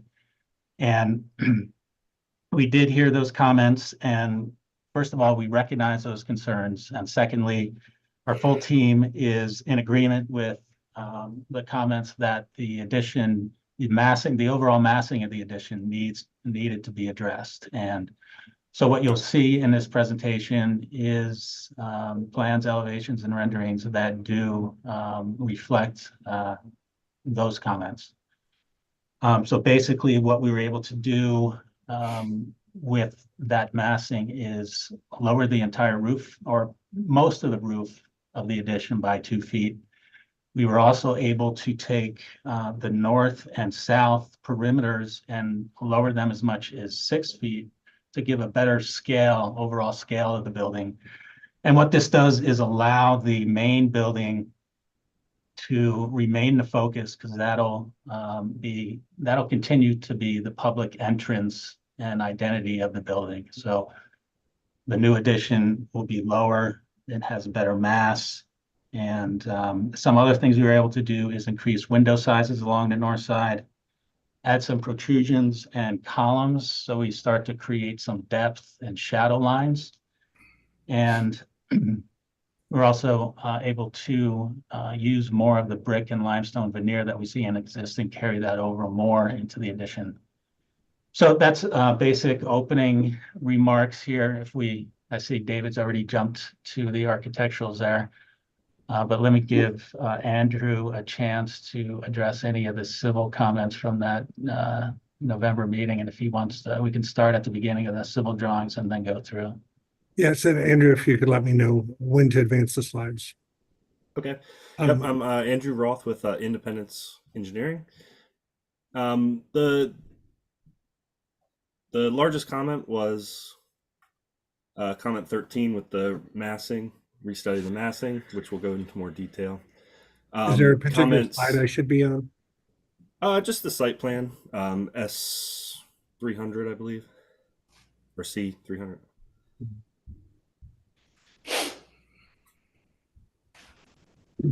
Sorry, next one, C400. As far as comments 6 and 7, they were minor detail comments about decorative posts and yellow bollards. We changed those details. Comment 8, we are not able to rotate the parking lot. It goes to a number of comments because of the existing stormwater management basins. They were designed back in the early 2000s, and they were not constructed to the correct volume. So we have to do remediation to them. And they have unique shapes, at least the one on the left side. You can see on the grading sheet, C500. That is to avoid a few grand trees, a few live oaks that are in that area. And we need that volume to be able to meet the 2000 design. And similarly to the right, the existing vet pond needs to expand to meet that volume. So that parking lot has to remain perpendicular as it is. The additional issue on site is parking. If you have visited the site, there's currently a gravel parking area in the woods for overflow parking. So we were trying to increase the parking as well. So removing the parking spaces closest to Shelby Ray Court is not advantageous to our parking count. We did increase the landscaping between the right-of-way and the parking area. We did not add the low masonry wall. Comment 10, we added additional details for the fence. We did increase the height to 7 foot.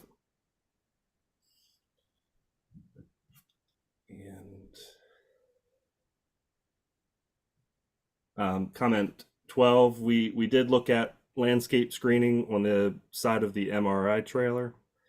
But due to its need to be removed every 5 to 10 years in the truck sweeping path, we did add a 7-foot removable fence that will screen it and then can be removed when the trailer is to be replaced.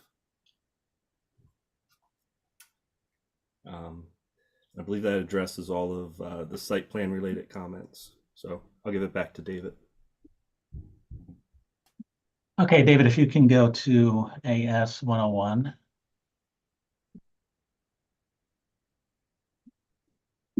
Sorry, it's a little slow. No worries.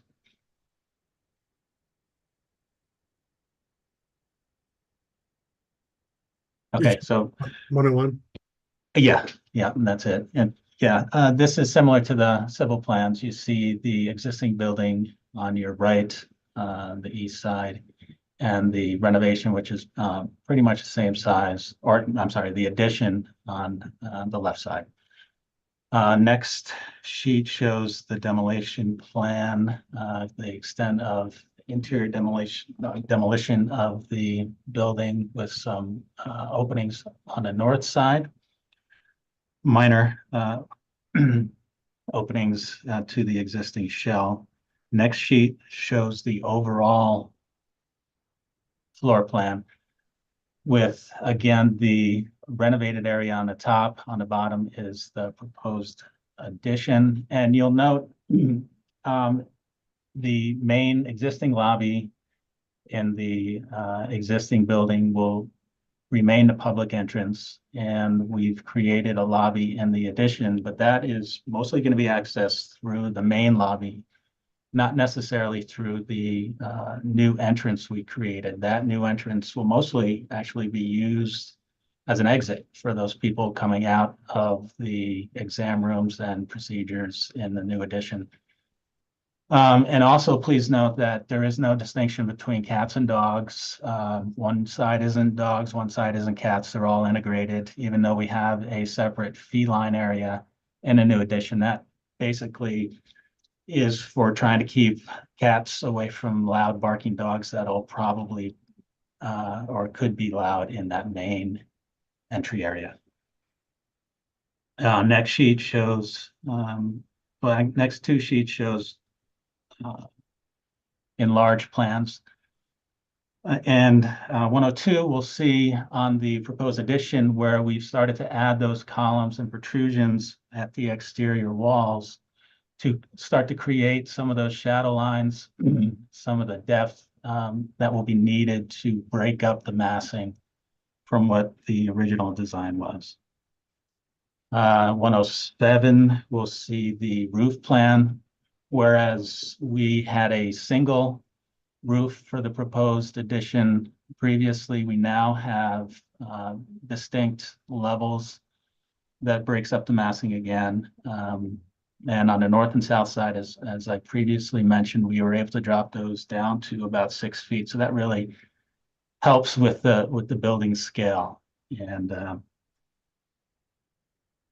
if we go to the next sheet, the overall elevations, these elevations are shown with the fencing, and you'll notice on the north elevation, the bottom one, how that addition is stepping down from the main building. Efforts to lower the scale on that and keep the primary entrance, the public identity of the building. Next sheet. Next two sheets are the enlarged elevations. Again, we are just calling out some of the materials on the existing and the proposed. Basically, we're matching what we have on the existing building with to the proposed, and we have our schedule there for your use. Next two drawings show the building section. So we really studied these to kind of identify how much we could reduce that roof level, especially where we reduce it up to 6 feet. So we still have some work there to do with once our engineers have a further look at this to make sure that the structure and things like HVAC ducts and the interstitial spaces aren't colliding or anything. But we are hopeful that this will all work together. We might have to move things as we get further along in minor ways, one way or the other, but we'll let you obviously know how that works out in the subsequent meeting. Next sheet shows the streetscape along Shelby Ray Court. Oh, I think we have some surveys here and some existing photos of the building.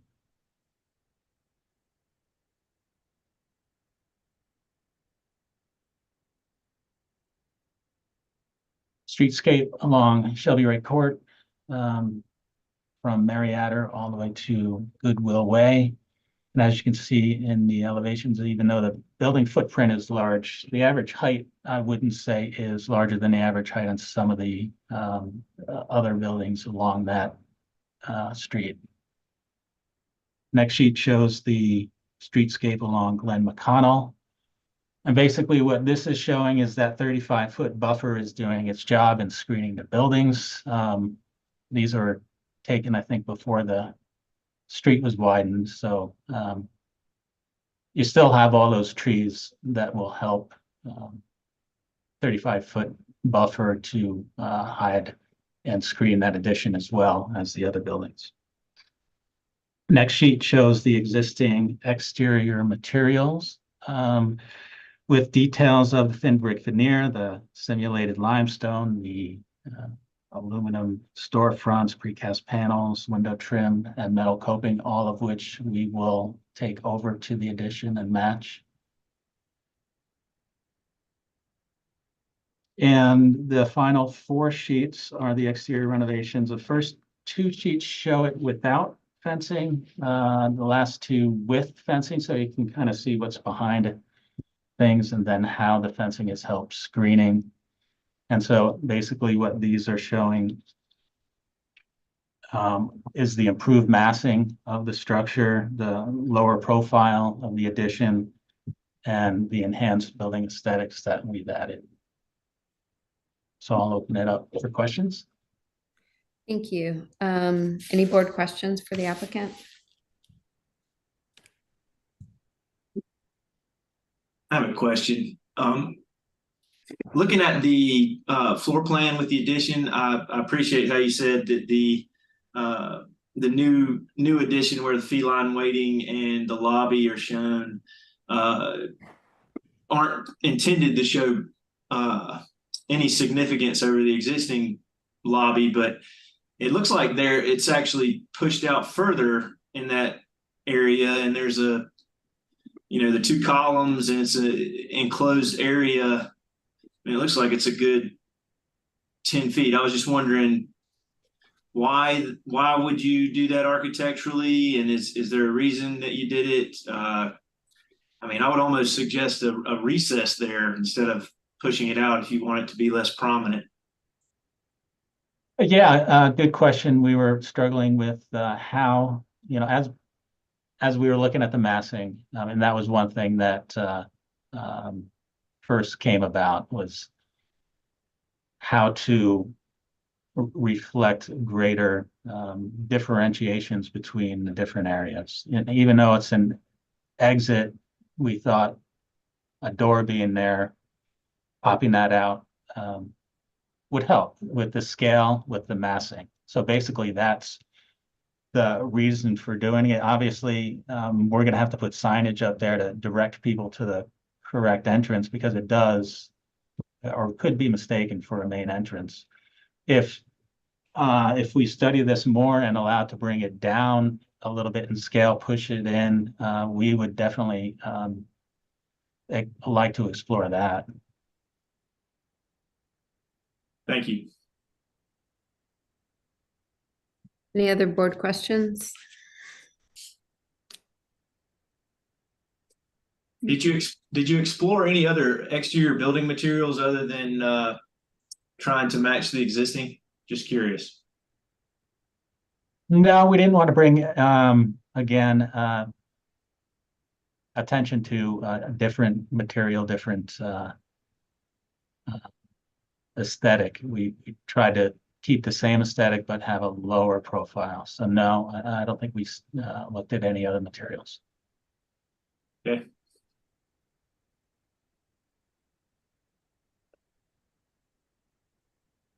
Other board questions? All right, we have no public comments for this project, so we will move into city staff recommendations. David? Thank you, Aaron. Some staff observations regarding staff comment number 8 and 9 from the previous DRB meeting. The applicants are responding that these items will not be revised or added. These were staff recommendations adopted by the board and were refiguration or rotation of the small parking lot, proposed parking lot addition, the addition of low screen wall at Shelby Ray Court to screen this lot more effectively, and to remove 2 parking spaces that are closest to Shelby Ray. The applicants have stated that these will remain as proposed. Staff will defer to the board on these items, and staff could accept their responses. The applicants also stated that the 2 retention ponds cannot be reconfigured as staff requested to study them. Again, I'll leave this to the discretion of the civil engineer on the board, although Erica's not here any longer. But staff can accept this response as well. Regarding previous staff comment to add landscaping on the west side of the mobile trailer, staff can accept the applicant's response that this is best left out due to the trailer needing to be maneuvered in and out of this location periodically. Staff comment number 1, the staff comment regarding the applicants to study ways to break up the massing of the new building. The staff feels the applicants could make further efforts to break up the massing, and we are recommending a deferral at this time. Thank you, David. The applicant now has the opportunity to respond or clarify anything in the city staff's recommendation.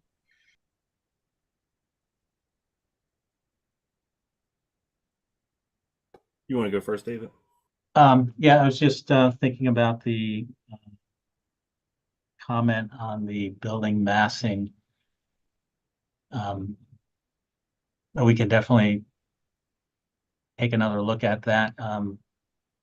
Is there anything in particular that was? I didn't have anything in particular. You did respond quite well during your presentation, so it'll be up to the board if they agree or not. Okay. All right. Thank you. Yep, and I'll note for the site related changes, I feel that the detention pond design is more a TRC design question, which we have gained mostly approval for it, for the design of the detention basins. And we do meet the code regarding the setback. 5 foot, I believe, for parking spaces from the right of way.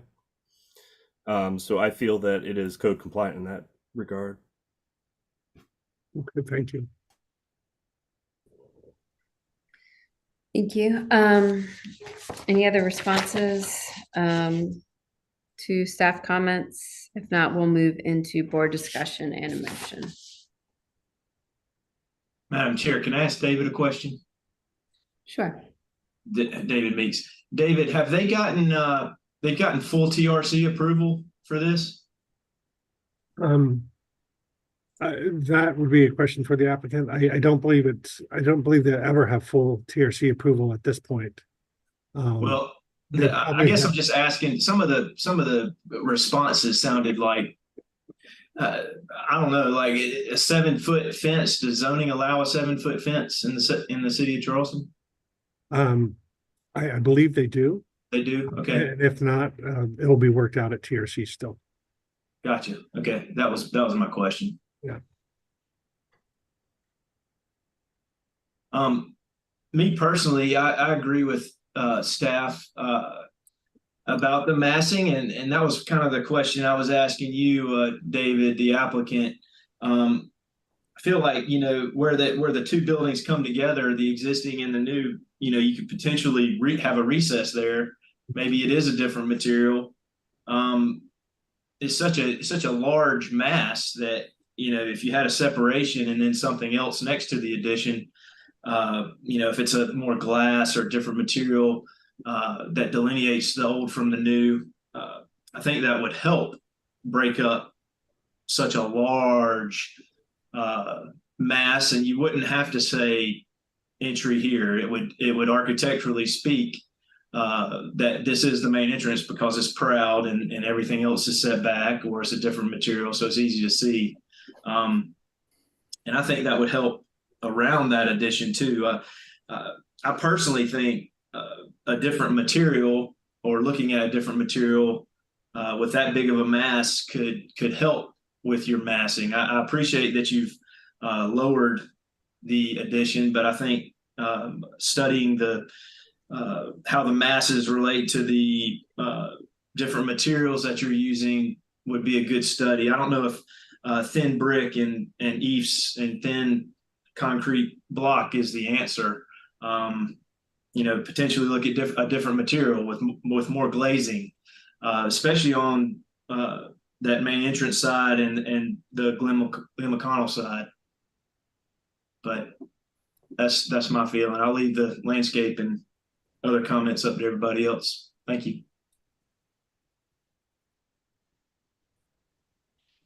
Can we just go to the building elevations?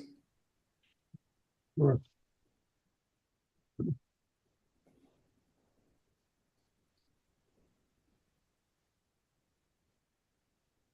Let's see. I'm trying to. Yeah, that's good. Yeah.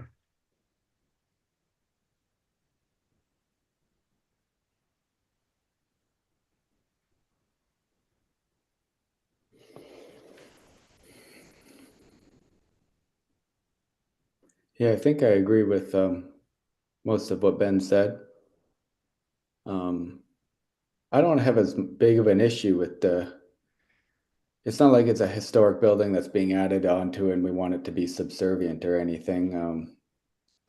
I don't have as big of an issue with the general massing. It's pretty plural as is. There's a lot of different things going on, but I would say that entrance situation is very much worth being restudied.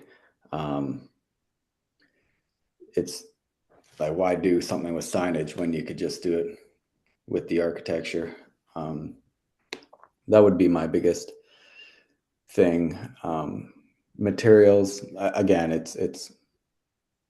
could it be cool in another material? Yes, but in this iteration where it's obviously meaning to be look like a building that was all built at once and not showing the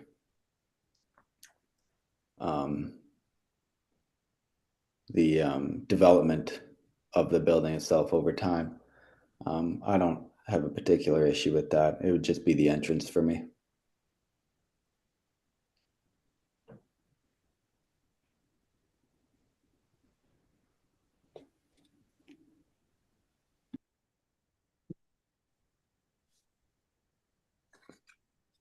I will say, as a landscape architect, that in addition to the staff comments, basically most of the stuff, well, 8, 9, 11, 12, all related to landscape, were kind of not addressed, just said that they couldn't be. I also want to make note that there were board comments as well to restudy the landscape plan, landscape palette, and landscape form. And I think that this could have been done more thoroughly. I still think that much of the landscape palette isn't necessarily the most appropriate for this climate and condition.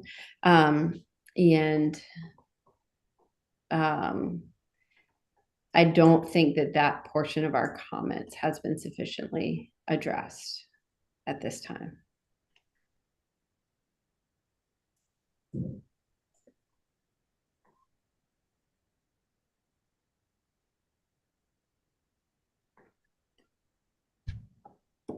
I'll make a motion, Aaron, unless Stephanie, if you have anything to say. Yeah. Good. I would make a motion for deferral with staff comment 1, and I guess board comment, Stephanie or Aaron, to address previous board comments. Would that handle? Yeah. Regarding the landscaping. What's that, Stephanie? Regarding the landscaping, to address previous comments regarding the landscape palettes. And do we want to include the staff comments 8, 9, and 11 that they basically said they weren't going to do? I don't know how we want to handle that. That was in staff's observations. From previous staff comments 8 and 9? And 11. And 11. Oops. 11 was the ponds. It's the second paragraph in the staff observations. So address and again address items 8, 9, and 11 from the previous staff comments.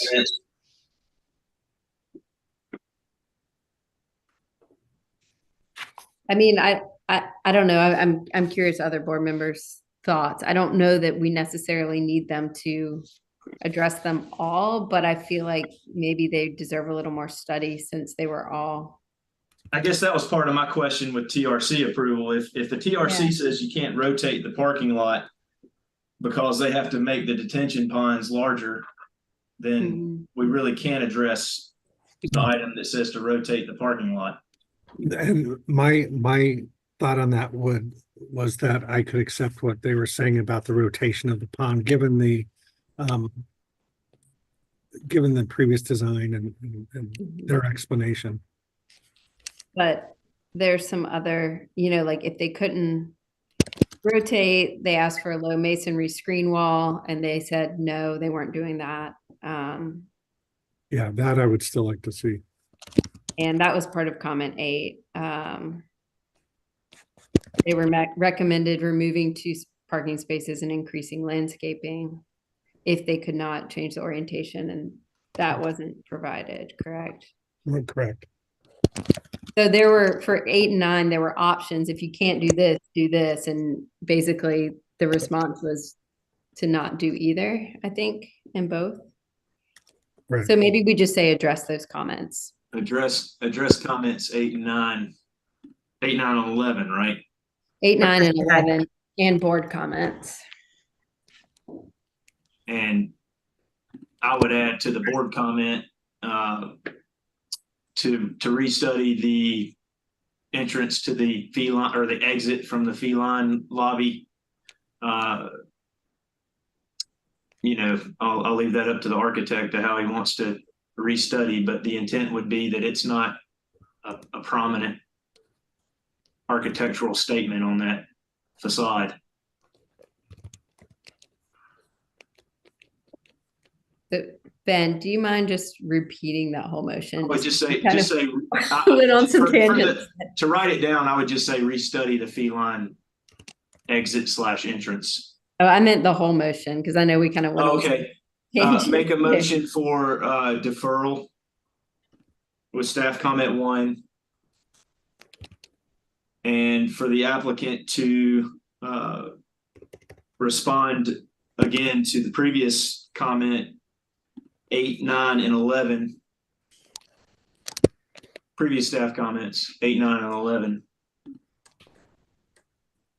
And board comments. And previous board comments. And previous board comments. Regarding the landscape plan. Okay. And then the next part is restudy. Then the new board comment would be to restudy the feline entrance exit. That's it. I'll leave how he wants to restudy it up to the architect. So we have a motion for deferral with staff comment 1, as well as board comments to respond to previous staff comments 8, 9, and 11, and board comments regarding the landscape plan. And new board comment to restudy the feline entrance exit configuration. Is there a second? I'll second. Oh, sorry. No, go ahead, Lucas. That's fine. I'll second. We have a second by Lucas. And I'll take votes. Stephanie? Yes, in favor. And I am also in favor. Thank you. Thank you, everyone. We have one more item on our agenda. Approval of minutes from the December 18th meeting. Is there a motion for approval? Motion for approval. All right, is there a second? I second. Okay. Call roll. Lucas? Yes, in favor. I'm also in favor. Motion carries. Thank you.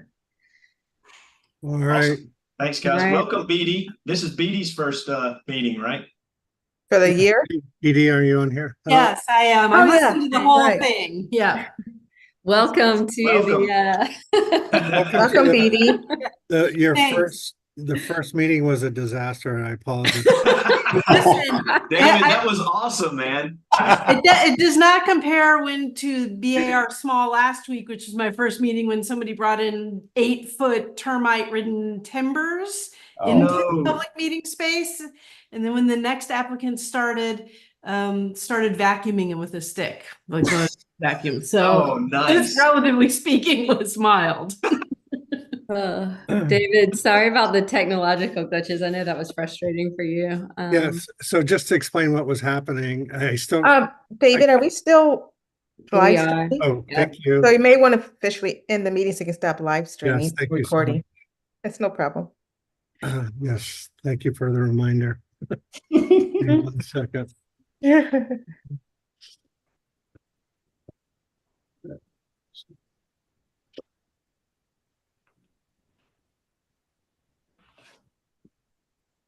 Okay. Looks like we're still live streaming that. We are still live streaming. We just stopped the recording.